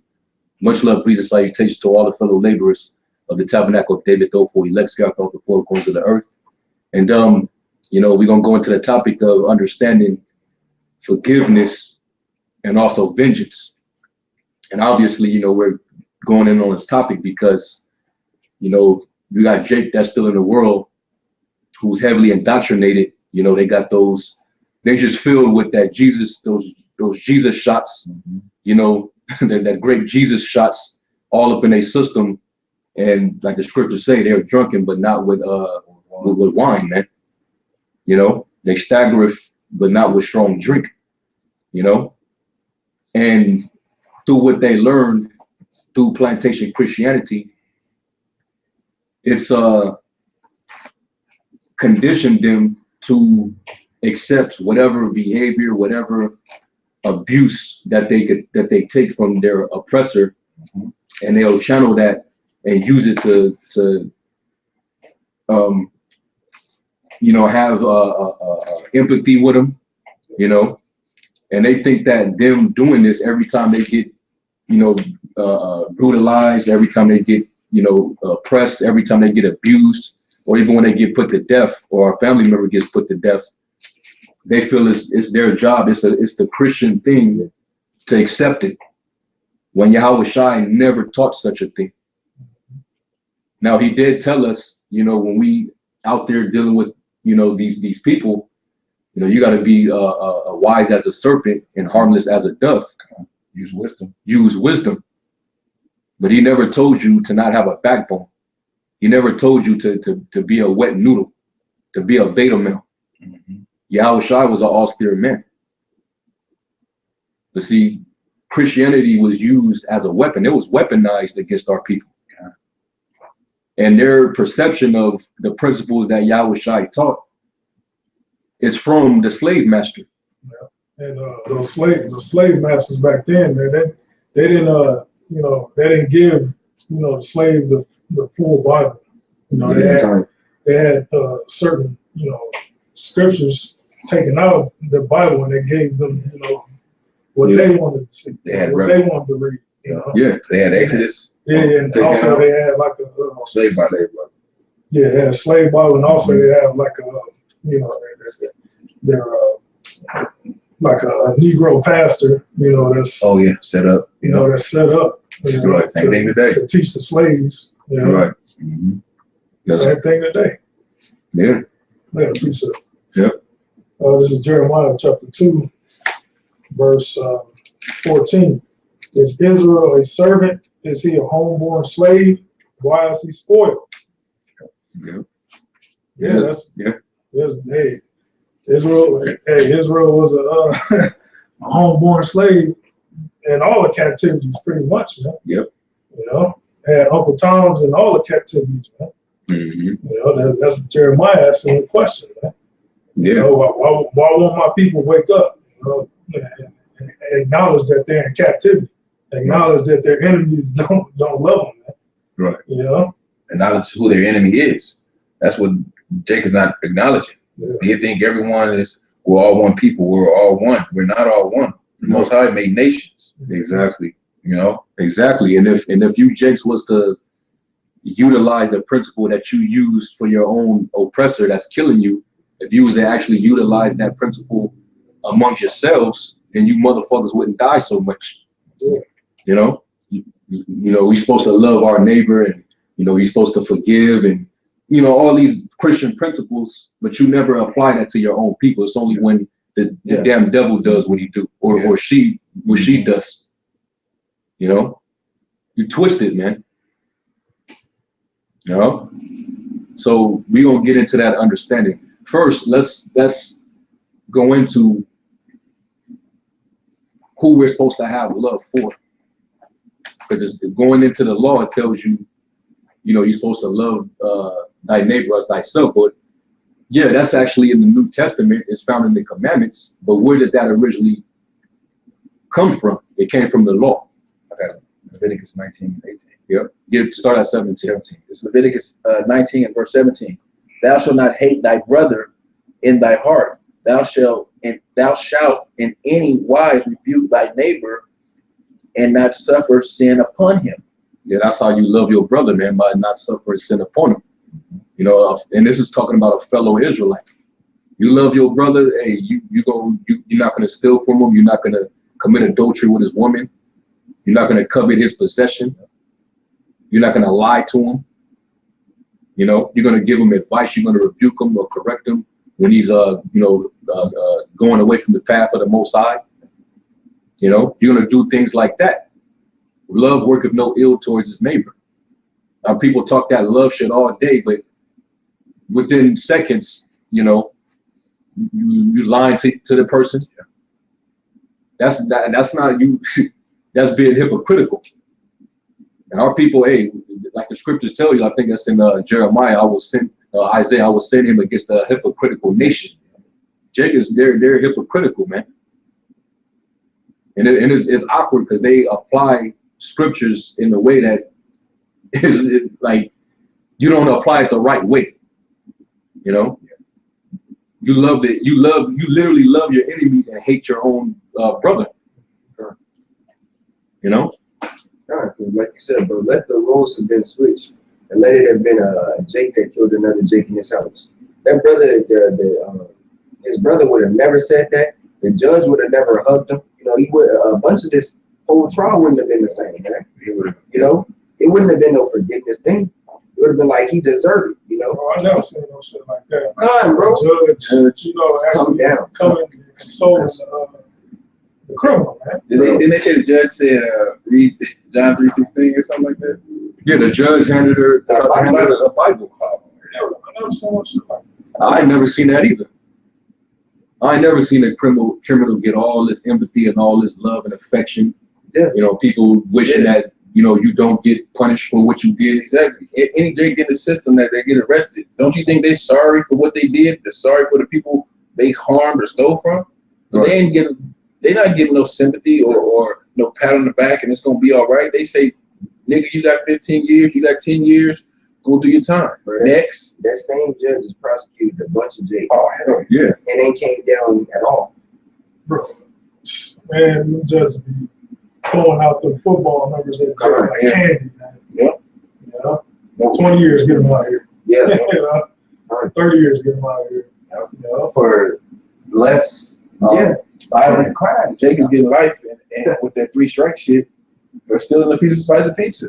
Oh yeah. And shit like that, you know? And I don't know if I know it's in California, you know, but that's the type of, you know, wicked system that we're living in. Where you a bitch murders someone in his own house, minding his own business, and she gets 10 years. But Jake sell a dime bag of weed or something, he getting the same sentence. Or more. Strike and you're out. Yeah. Yeah, that's unrighteous, man. That's unjust. Yeah. But that's Esau. Esau, he wasn't created to be righteous, you know. But you, Jake, you help, you know, you help that process continue. You know, it's like you support it because, you know, like, yeah, we getting on the, you know, the dude that, you know, was hugging, you know, his brother's victim, but the freaking judge. Like, did you judge based on the law or did you judge based on your feelings? No, matter of fact, the jury. But the jury, what I just found this out. It was I think 8 of the jury members were women. That explains it right there. And then you saw one of the y'all saw that clip with the Edomite juror and the Eve. Mm-hmm. They was talking. Oh, you I did a video and then Elder Yashawama posted it up. She was basically talking about how she felt, you know, as far as, you know, the Edomite bitch. Yeah. You know, but I feel, you know, she, you know, it was different than, you know, when cops actually, you know, murdered, you know, unarmed black men because she wasn't the same after the case. She, you know, you could tell she had a remorse and, you know, how the fuck could you know that? Yeah. You know? It's all about emotional feelings and stuff. And these prosecutors, these defense attorneys, they played on that. They dyed her hair blonde to you know to play on the minds of those jurors. It's a so-called white woman, innocent white woman, innocent blonde white woman. You know that they give that perception that she could do no wrong. She wanted her to fly. Yeah, well, they're the most wicked, vile creatures ever created. Yeah, you know they thrive at that bloodshed and murder and rape and robbery. That's in their system. You know they learn to master. They love the mastering of playing victim. Yeah, it's just, you know, white woman tears. A whole town got to go up in smoke. Yeah. That happened through all slavery, man. Mm-hmm. A lot of lynchings and mobs and, you know, banishments happened because of a so-called white woman. Emmett Till. I was just about to say that, bro. You know? And then she said she didn't. That he ain't even do nothing. Yeah. At her deathbed, she said she didn't. Yeah. He didn't do it. That was cool. Niggas don't remember. Yeah. But yeah, you know what I'm saying? This is history, right? And you niggas still wanna. Well, you know, we gotta forgive. You know, you gotta. You know, we want her to repent and turn her life to Christ. Yeah. All right, and they would want you to say that. They want you to continue to have that mentality. Yeah, nigga. Push that sweet Jesus. You know, I taught you well. Yeah. I taught you real well. So I can keep killing you niggas. If she would have could live that moment out, she would do the same thing. Bro, Again. the victim's brother is the biggest dickhead. Bro, Man. Man, the fuck, what? She shot your brother, man, to death, man. And you gonna forgive the bitch? Bro, he said he wished that she didn't even go to jail. Yeah, you wish that she doesn't get judged. Yeah, he said I wouldn't have said this in front of my family. That's But now that I got this platform to say it, I just truly wish that really it was up to me that you wouldn't even go to jail. that's slavery. That's slavery, bro. Jake is bought and paid for, man. Yeah, so that's Just like that. Remember Trayvon Martin's people? They took the settlement. They took the settlement. the father was a Freemason. Yeah. It was probably a sacrifice for you. Yep, but it just shows you the spirit of Jake. These Edomites shoot you down, gun you down, and you ready to sweep the shit under the rug. Let a Jake kill an Edomite child or a woman or somebody. In the court, Man, Yeah, I it's mean, gonna be it's gonna be basically a lynching. It's gonna be a mob and a mob of lawyers, attorneys, judges, the media, which is controlled by Esau, and they're gonna basically hang this guy. Bring him like they do in the old days. Bring him to the town, city hall in the middle of the town, and openly hang him. And in this society, they're gonna prosecute him to the fullest extent. and that's why like our people are so poisoned in this society mentally, and that's why we got to use these scriptures, the living water, to wash it out, man. This that alkaline water, that'll heal you, man. Our people need healing, man. Yeah. It just shows you the product of a mentally broken, a nation of people, man. They need that water, man. So that's why the Lord got the men out there, bringing out this word, man. Let me finish this in Leviticus. Go ahead, neighbor. Yep. This is back in Leviticus 19 and 18. Thou shalt not avenge nor bear any grudge against the children of thy people. The children of thy people. That's establishing right there who your neighbor is. Mm-hmm. Go ahead. But thou shalt love thy neighbor as thyself. I am the Lord. That's right, man. But from the perspective of these coon plantation, Christian believers, they think that love is supposed to be on some unconditional type of thing. Where if you beat the shit out of me, you rob me, you do this and you do that to me, and I have to keep allowing it, because if I don't, I'm not loving my brother. Yeah. That's why the slave master put that in you, man. He programmed you like that, so we continue to reign over you and dominate you and do what he wants you, have his way with you. That philosophy is gonna always be in you. Because it ultimately strips the fight away from you, man. That's it. You just become weak. You become docile, and you become you got basically no will to fight, man. You become that old lion in the zoo. Right. No fight, no, just docile. Defeated. Yeah, kind. That's Jake right now, man. Completely defeated. Go on. They let Esau do whatever they want, but let another Jake, let one of their nation do it, man. It's gonna be constant war. Yeah, if you reverse the roles, what do you think would happen? Yeah, man. So get Luke 17 dealing with forgiveness. Because Yahushua said, if your brother trespass against you, what are you to do? First, let's establish who your brother is. Go to Matthew 12 first. We're gonna narrow it down. Matter of fact, no. Get the one in Luke, and if y'all don't got y'all smart, matter of fact, I'll pull it up. Read Luke, and then Luke 17 and verse 3. Yeah. This is Luke 17 and 3. Take heed to yourselves. If thy brother trespass against thee, rebuke him, and if you repent, forgive him. And if he trespass against thee 7 times in a day, and 7 times in a day turn again to thee, saying, I repent, thou shalt forgive him. Yeah, and if he's sincere, if he sincerely has a remorse for what he did, then you forgive him, right? Yeah.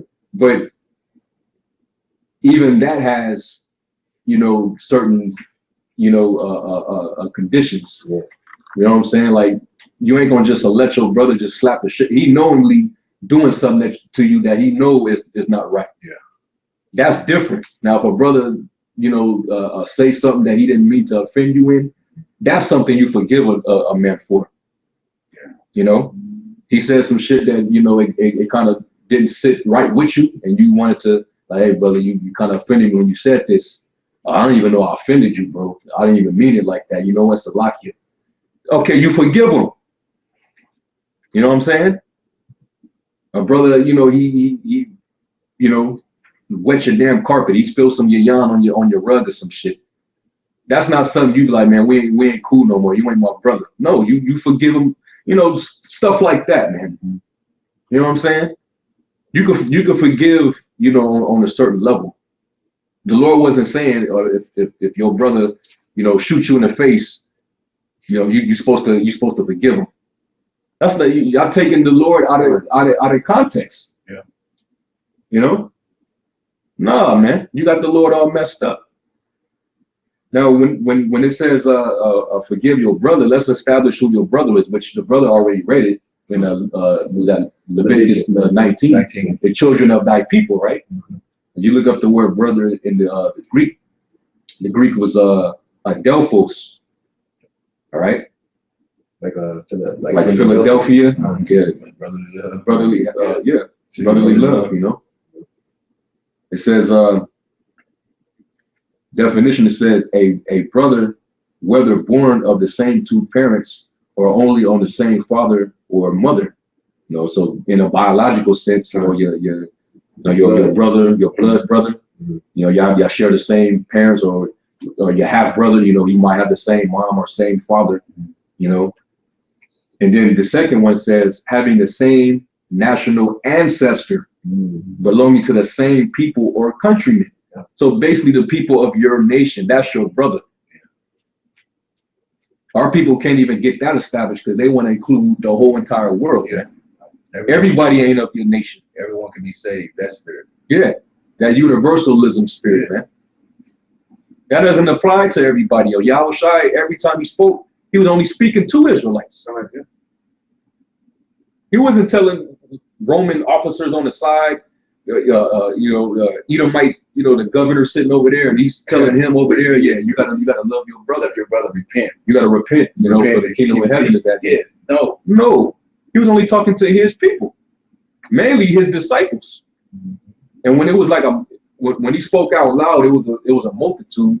But once he was able to get into a disclosed location with his disciples, he became more intimate, and he opened up and gave them and broke down the mysteries to them. That's why when he's like the brother was saying that when he spoke to the multitude, he spoke in the parables. Because some of the people that were in the multitude would get the parables, but the majority of them wouldn't. And when they, like the brother said, when they come amongst each other, in a closed setting, he would break down those parables if the disciples didn't know. That's right, man. It says a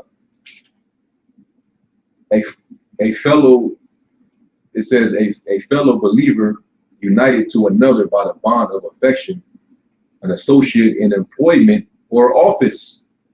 And like the different, like here at Great Millstone, we're a body, so we all laboring together, and this is basically like one big business that Yahushua set up. So what are we? We're fellow laborers. We're employees of Yahushua.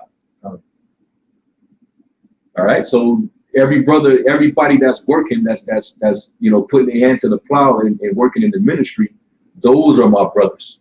Get that in Matthew 12 with Yahushua. Matthew 12:46. Yep. While he yet talked to the people, behold, my mother and his brethren stood without, desiring to speak with him.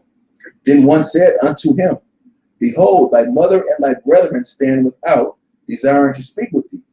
But he answered and said unto him that told that told him, who is my mother and who is my brethren? And he stretched forth his hand towards his disciples and said, behold, my mother and my brethren, for whomsoever shall do the will of my Father which is in heaven, the same is my brother and sister and mother. That's pretty much the elect. Yeah. That's the laborers, man. The men that's in the work, man. That's giving their body as a living sacrifice. And fellow laborers, man. And in the truth, these 2/3 niggas they not your brother, they're not your neighbor right now. Exactly. You know, they could put them amongst the heathens. Yeah, they're enemies. They're enemies. Matter of fact, if you have a dude that's actually a part of this, that's in the church, and he's constantly offending different brothers, and when every time he trespass and there's witnesses against him, and he still bucks up and act like he ain't did nothing wrong, and then you bring it to council and you bring the witnesses and everybody correct him. Matter of fact, get that Matthew 18 real quick. You know, you're gonna have some dudes that creep in that are actually some niggas that's really not a brother. Yeah. You know, you're gonna have pseudo brothers. You know, pseudo Adelphos. You know, basically fake brother. That's gonna, you know, creep in, you know, unaware. You know, those right there, they're not brothers either. Matthew 18. That's Matthew 18 and 15. And it reads, moreover, if thy brother shall trespass against thee, go and tell him his fault between thee and him alone. If he shall hear thee, thou hast gained thy brother. Go ahead. But if he will not hear thee, then take with thee 1 or 2 more, that in the mouth of 2 or 3 witnesses every word may be established. And if he shall neglect to hear them, tell it unto the church. Tell it to the church. Like, all right, since he doesn't want to hear us and he don't want to hear you who he trespassed against and the witnesses, well, we're going to bring this to the church. We're going to let the elders get involved now, right? You got to bring it to the people now. And let everybody got to hear, you know, basically a council. This is how Yahushua, you know, this is how he established order amongst his disciples.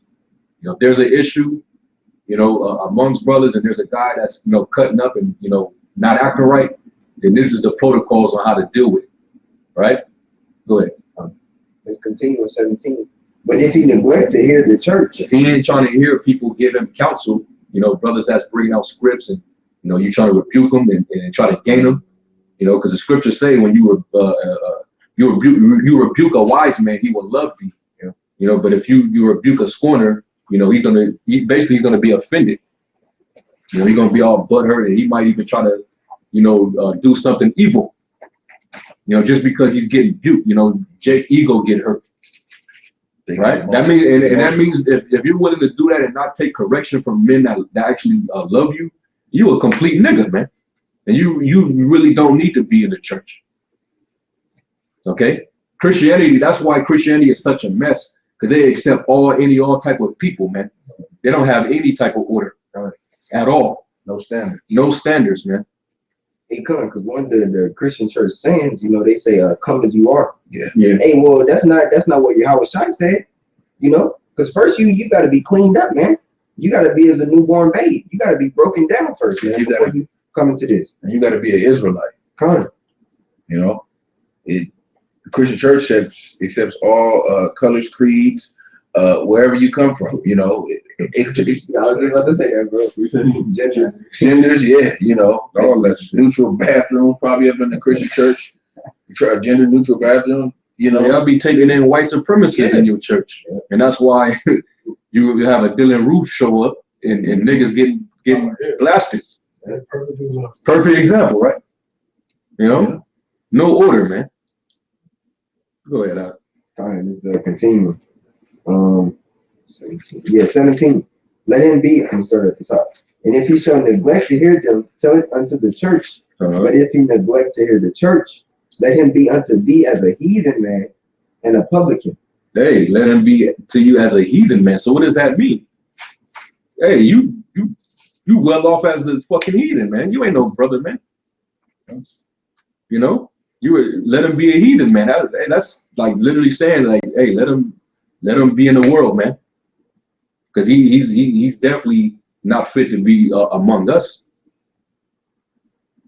So guess what? The Lord is showing you right there that there is conditions to this, man. You know, there's a certain level of love that you're supposed to have. There's a certain level of forgiveness. Okay, there's a certain type of circle you're supposed to have amongst you. Bro. That's what the scriptures speak about. Open rebuke. Open rebuke is better than secret love. Exactly. So going back to Luke 17, Yahushua said, how to forgive a brother. You know, if a brother shall trespass against you, how many times are you supposed to forgive him? And the Lord said, 7 times 7. Now, did he mean like literally like, no, you gotta, 49 times? Let him do something to you 49 times, 50th time, and then you gotta just cut him off after that. No, man. Because hey, niggas are yeah. Nah, nigga, that was 41, man. Yeah. You gotta forgive me now. It's 46. Yeah, that's some bullshit. Give me I think it's in Sirach 5. Give me Sirach 5 real quick. Sirach 5 and I think it's like verse 5. Sirach 5:5. Sorry, 4. Go ahead. Say not, I have sinned, and what harm hath happened unto me? For the Lord is long suffering; he will in no wise let thee go concerning propitiations. Like, be not without fear to add sin unto sin. Go ahead. And say not, his mercy is great; he will be pacified for the multitudes of my sins. For mercy and wrath come from him, and his indignation resteth upon sinners. Yeah, so the Most High, he's definitely a merciful power. That's why he's still dealing with us, right? But every time we went off and we transgress, what did he do? Captivity. Man, he fucked us up. The Lord, it's only so long you can go, when it deals with, his mercy. He ain't gonna let you just walk all over him and just think you can do what the hell you want. And that's the problem with Christianity, man. And that's the problem with you Jakes. You let Esau these devils do what they want. Do what they want. They walk all over. Of course, we in captivity. We can't uphold the law like we want to. We can't put it in a flight. All right. Yahushua said vengeance is his. But at the same time, you gotta, stay on your feet like a man sometimes. Stand up for yourself and not continue to take Esau's shit. Like I said, we would, trust me, we would like to get violent, but this is not our rest. This is not our time to take matters into our hands. All right. And what's the best way to fight? It's not a physical fight. It's to do the work, man. To do the will. Spiritual fight. God, go out on the highways and hedges and get into the marriage, man. Because by this, the structure is going down, man. This is where it starts. Yes, this hurts Esau way more than putting in the flight. Exactly. To throw this dirty laundry in their face and tell them about their wicked history, and we're giving them their sentence. Yeah, and all of it being true is no lies, no false, nothing false in this what we're saying. If it was, they would say, "Oh no, you're going off right there. We didn't slaughter the Native American Indians, or no, slavery was only you can't dispute this truth." Right. That's right. Yeah, and no matter how many times you try to forgive these devils, the Most High ain't forgetting anything. Appreciate it. And the scriptures say that Yahushua said, basically the day of vengeance is in his heart, man. I want to get that in the lesson, but I kind of want to just just give perspective on forgiveness. Like it's certain circumstances where you're required to forgive a brother. I got something. You got something? 1 John chapter 5 verse 16. Yep. If any man see his brother sin a sin which is not unto death, beautiful. he shall ask, and he shall give him life for them. Yeah, you can pray on the behalf of like if a brother is, he's kind of out of the spirit and he's not kind of acting like himself. You can see the spirit is kind of you can pray and ask for the Lord to increase that brother, build his faith, add to his faith, bubble shah, or if a brother he's dealing with demons and you want the Lord to have mercy on him, you can send prayers up for that brother, man. You know what I'm saying? He sent, he goes off, he can't, I mean, like that, and there's a difference. That's why the scriptures say, there's a sin that's not unto death.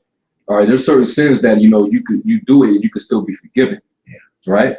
But there are sins that's not, that's, you ain't, there ain't no sacrifice. Like you gotta, blood gotta spill. Yeah.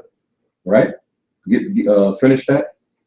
I'm already and give me Genesis 9 real quick, because like in the case of that Edomite bitch, that was a sin that's not something you don't pray for a woman. Like you don't tell her to come to Christ. Yeah. When this motherfucker is part of a law enforcement. Them motherfuckers that's a legalized street gang. Yeah, that's they made their oath to Esau through Freemasonry and all of that. They're like they're a brotherhood. Because that's that makes so much sense, because with the judge being a part of law enforcement, them extending that the brother, like you said, the brother, he just bugged out, but then her extending her hand to her, that it makes total sense now because of that pact they have together, with that pact they made with Esau, that oath, because the cops and the judges all raise their right hand or whatever and take that oath. That pledge. Their pledge,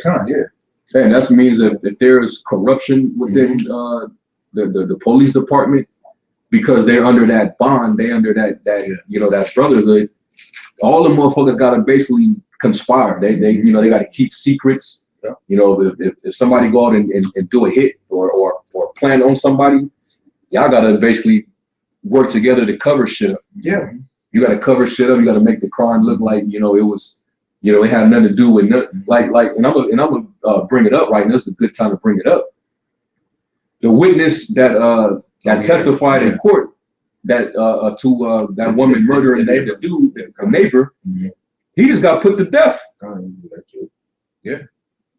They said that the men ambushed him while he was getting out of his car in the parking lot, and they basically ambushed him and shot him all in his face and everything. Shot him in the chest and the mouth. They wanted him gone, man. And that was, I believe that was a message sent. Yeah.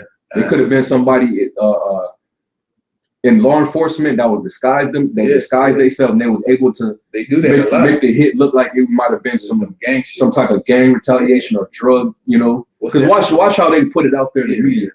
We're investigating this situation right now. We don't have any. You know what I'm saying? We don't have any evidence to show that it was related to this case. They're gonna watch how they push it. Then they'll let some nobody that's probably already locked up take the say I did it.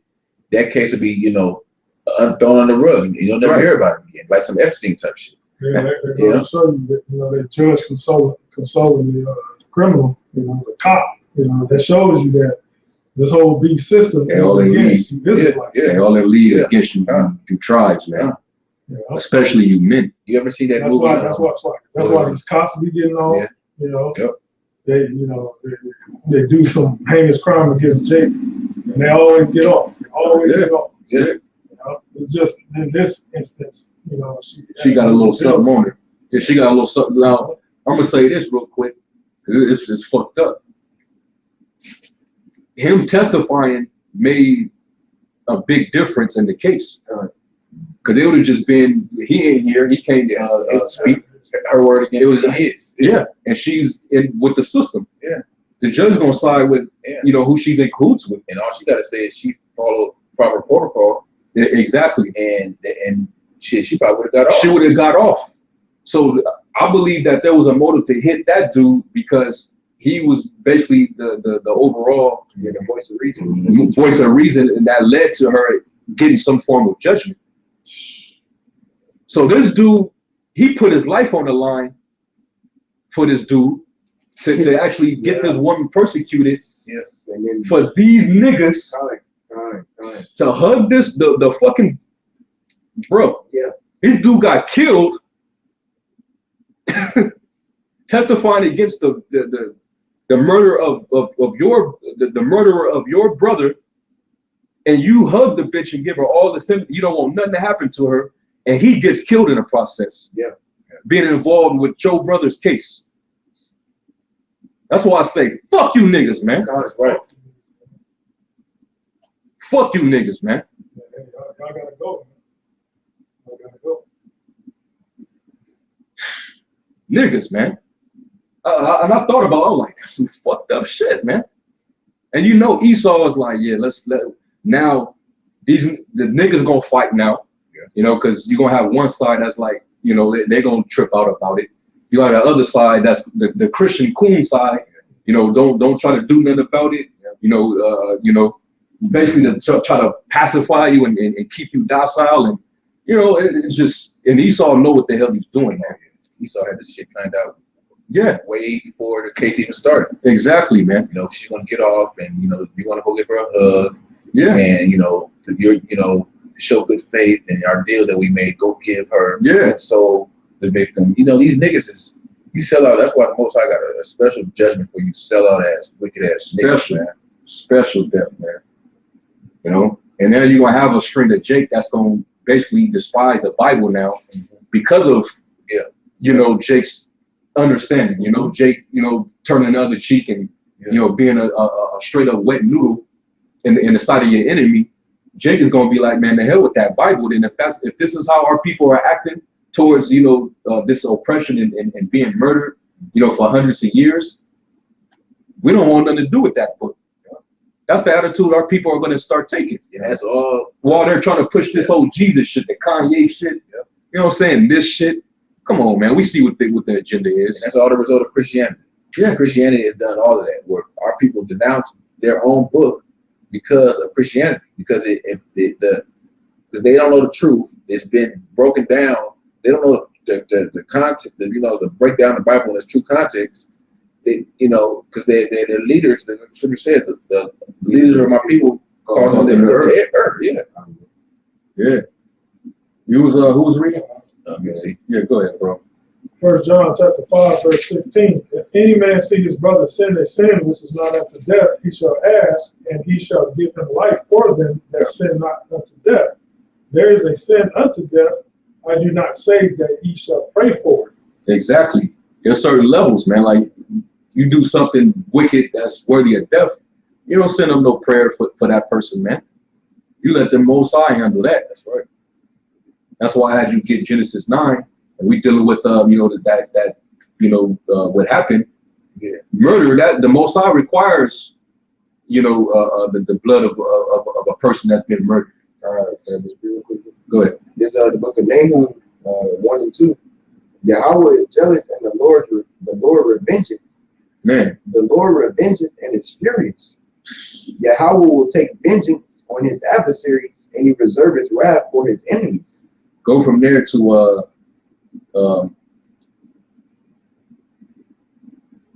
where it says the Lord is that's the next verse. That's it. Okay. The Lord is slow to anger and great in power, and will not at all acquit the wicked. You see that? The Most High, see, and that's why Christianity strikes again. Yeah. They think that the Most High is just so pacified, and he's just gonna sit in the heavens and just let his children just keep getting trampled on, you know, forever and ever, and he's not gonna do nothing about it because he expects his sons to just do it, you know, just deal with it and forgive them, while they just continue to reign over you and do what the hell they want with you, man. No, man, the Most High, he wants vengeance, man. Yeah, he's merciful, but he's also a balanced power. Yeah. He's not this one-sided God that you create in your mind. Okay? He believes in vengeance, and we don't get that, man. I'm in Genesis 9. Get that. Yeah, hey, sorry, Moses was in the right spirit, man. Where Moses seen the Egyptian smite his brother, man. Yeah. You know, a fellow Israelite, man. Yeah. What did Moses do, man? He smite the Egyptian, man. Yep. He was in the right spirit, man. Killed the dude. Yeah, man. Yeah, you had a different men of the Lord that took up for other Israelites. The Lord raised up judges and warriors to fight in battles against our enemies, so we can be delivered and go back to our land and dwell safely, man. We would cry out to the Heavenly Father against our enemies. Okay, we did the opposite of what you niggas are talking about today. You know, hey, at least the wife of the dude, she was the only one that's actually in her right mind. She was like, I don't forgive this shit. You know, she was expecting to get, for that Edomite bitch, that devil, to get, the maximum. Yeah. But the men, and that shows you that Willie Lynch letter, it was very a very successful experiment, because according to the Willie Lynch letter, you're supposed to break down the men and allow and basically leave room for the woman to become more. She becomes more independent, and the man becomes dependent. You break the man down, and it takes away all his power and all the edge that he has. But when the woman sees it, she starts to lose respect for him. So she feels like she has to step up to the plate. So she feels like she has to. So that's why she's kind of more masculine, I should say, than the fucking male. Because Jake is broken down. He's more intimidated because he's more of the target of so-called white supremacy kind. So Jake is gonna be all cooned out and docile, and I don't wish nothing bad on you. I forgive you, woman, and whoop-de-whoop. While the woman is, she trying to fight, and she like, she looking at the man like, fuck yeah, So yeah, man, that's wow. You was looking for something. I see you pulled out you actually had the book of Making of a Slave. Yeah, kind of. And this is the reason why they read the slave Bible to you. Yeah. They didn't want you to know that the Most High is he's a man of war, he's a man of vengeance. He would take vengeance upon the enemies. You think they would allow the slaves to read Revelation 13:9 and 10? Yeah. Psalms 149 and stuff like that. Isaiah 14. Hell no, all that was taken out the slave Bible, man.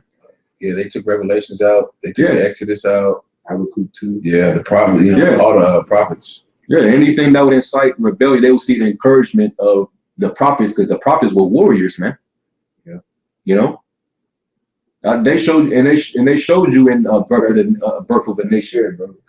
I think he read Samuel, if I'm not mistaken. I think in one of the scenes he read Samuel when he was basically inciting the other slaves. Yeah, he read Psalms 149. He read Psalms 149. I think he read some of the song, First Samuel, and it was basically Prophet Samuel going into how it was basically about the enemies, and Samuel he was a prophet, but he also was a warrior, because when King Saul didn't fulfill the order that the Most High gave him to slaughter all those Amalekites. What did Samuel have to do?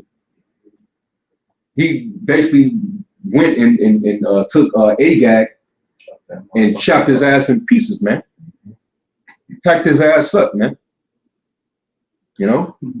Imagine a slave reading something like that. Yeah.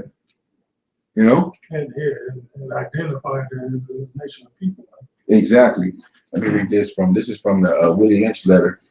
And this is just a quick little paragraph. It says, the origin and development of a social being called the Negro. Let us make a slave. What do we need? First, we need a black nigger man, a pregnant nigger woman, and her baby nigger boy. Second, we will use the same basic principles that we use in breaking a horse, combined with some more sustaining factors. We reduce them from their natural state in nature. like the man is supposed to be the head, and the wife is supposed to be subject to the husband. Right. To build off what the brother was saying, when you break a horse, you basically beating the freedom out of it, so to speak, man. Mm-hmm. You beat it into submission. You know, if you ever watch them break a horse, you know, they'll get on them, or they'll just have them in like a bunch of metal surrounding them, and they'll just hit him. You know, or they'll get on his back and hit him, and if he don't ride in the direction or the pace that they want, they just keep hitting them and they keep hurting him. So what did Esau do? Esau, it was a time where Esau put Jake, man, you know, he'll put him out in the sun and shock him to like a stake that's in the ground and just let him burn up, man. You know, and he'll put the strongest one out there so that it break the spirit of everybody else. Mm-hmm. You know, that's what Esau did, and that broke the spirit of everybody else, because they seen that the strongest man wasn't no longer he no longer had power, man. Yeah, that's why he did it in front of everybody. Kind. It was a public. He made it public, you know, so that everybody can see it in fear. Yeah, quick script, Sirach 30:8, it says, "A horse not broken becometh headstrong, and a child left himself will be willful." You know, so yeah, you know, that's what he did, man. He broke Jake down right in front of the woman, and she witnessed her man get his manhood stripped. Stripped. Yeah, time, bro. You know, so that's why Eve, she grew up having no respect for Jake. You know, like seeing them coons in that court like that, you better believe that, like, that's how they see you niggas, man. You know, that's how they see you, and that's how Esau expects you to be. You gotta shuck and jive and coon and, you know, whatever you do, master. You know, you sick, I was sick. Yeah, we sick, master. You know, that's what they expect. Like, boy, you better, you know. Kind of like in that's Birth of a Nation still, I think. Yeah. When the slave master got killed, and the house nigga came out, and he was like, "What we gonna do?" And that time was like, "You free?" He was like, "Nah, man, I ain't free. Like this ain't it." See that, and that's how you know, when it all boils down to it, Jake, like Elder Yashawama say, Jake is gonna choose Satan, man. They're gonna come against us, trying to help the damn devil when the devil is the one that's been beating you. That's Stockholm syndrome. You held hostage and you getting abused and all that, and then we trying to tell you, hey man, like you need to leave, like you need to come up from, and now you want to fight me now. Yeah. You know, like a woman that's in an abusive relationship. Mm-hmm. Yeah. You know? Yeah, you go try to save her and she wanna fight. She wanna fight you. Yeah. Or you whoop the nigga's ass that whooped her ass. Mm-hmm. She gonna go back. She gonna go back, but she gonna fight you and then go back. Yeah. That's man. That's why the Most High likened Israel into a woman, man. How good is this? We reduced them from the natural state in nature, whereas nature provides them with the natural capacity to take care of their needs and the needs of their offspring. Shalom, Rod. Shalom. Yeah, brother Shaquat. Shalom to all you brothers tuning in. Shalom. Go ahead, Rod. We break the natural string of independence from them and thereby create a dependency state so that we may be able to get from them useful production for our business and pleasure. Yeah, so I can utilize your slave labor, man. Because you're reduced to just, you know, you're a human resource, and you're basically, they see you as a purely physical being that's just meant for, you know, hard slave labor. You know, but you're not to have a mind of your own. Whatever we tell you, you do it. Whatever we teach you, you believe it. Be docile. You know. Take in whatever it is that we feed you. You know, you're gonna eat whatever we give you to eat. You know, that's how you make a slave, man. So what did he do with Christianity? That's what he did, and that's why you got niggas that want a straight murderer, you know, to be his friend, and wish that she'd never do, you know, time for murder. Her brother, his brother, his own flesh and blood. That Jesus juice is strong, man. They got multiple great Jesus shots. It's just in them, man. You know, it's crazy, man. That's 2/3% alcohol percentage. Yeah. You know? Are we The alcohol percentage is 66.6%. I'm just jumping over to another page. It says, hence both the horse and the nigger must be broken. That is, break them from one form of mental life to another. Keep the body and take the mind. In other words, break the will to resist. Now, Break the will to resist. That's why they're in that. Jake don't know which way to go. Like, damn, like we're too afraid. We're not gonna rebel because we already know how this will go. You know, they'll blow our asses away. You know. So what do Jake do? No justice, no peace. Esau, he's all right with that. Like y'all been doing this shit since the '60s. Yeah. See you on work on Monday. Yeah. You know, y'all gonna cool down as soon as the playoffs. You know. Playoffs, or a concert, or some kind of something comes up. Tekashi 6ix9ine scandal or some shit. He should be on something else. Yeah. Then they got a KFC sandwich with 2 donuts. With 2 donuts, bro. Yeah. See that shit? Yeah, man. You got the new all vegan shit at Taco Bell. They got the Beyond Meat shit. That's like the new big thing. You know, everyone got the Beyond Meat. Yeah. Makes it look like Kool-Aid cake or some shit. Yeah, man. Yeah, man. That's all it takes. Watermelon McFlurry and shit, man. Because they see and they do this on purpose, man. You know, they doing that on purpose. You know, but really Esau, even though he sees you docile, he's trying to he wants a fight. Yeah, he wants to orchestrate something. It's mind-boggling to them that damn all this that we're able to do to y'all and y'all niggas still like. Esau's thinking, what is it gonna take to rouse you niggas up to get you to fight? Yeah. You know? Like what y'all gonna do about this shit? Like the Jake that just got killed right after the case wrapped. Like what y'all niggas gonna do about that? Yeah, these couples will have to start killing little nigga babies. That was the start. On camera. So you know, Esau do a lot of shit that we don't know about. You know, like cases like this happen all the time, but it's we don't know about. Like for example, Rodney King. Only reason that was a big deal because it was on camera. Jake been getting their ass beat down by the police in LA forever. You know, it has to just be on camera that for everyone, for the world to see. And in this day and age where you got the social media where everything is instant, like bam, okay, damn, that shit's on news. You know, it's on Instagram or whatever. Everyone can see it. That's why everything is. That's mainly but mainly part of this truth coming out because it's of the social media, the web. And the same thing with Esau's wickedness. You're going to see more and more of things like this, injustices by Esau, people getting shot, not guilty verdicts, people getting off for anything. It's just Jake just went to jail because he missed jury duty for 10 days. Yeah.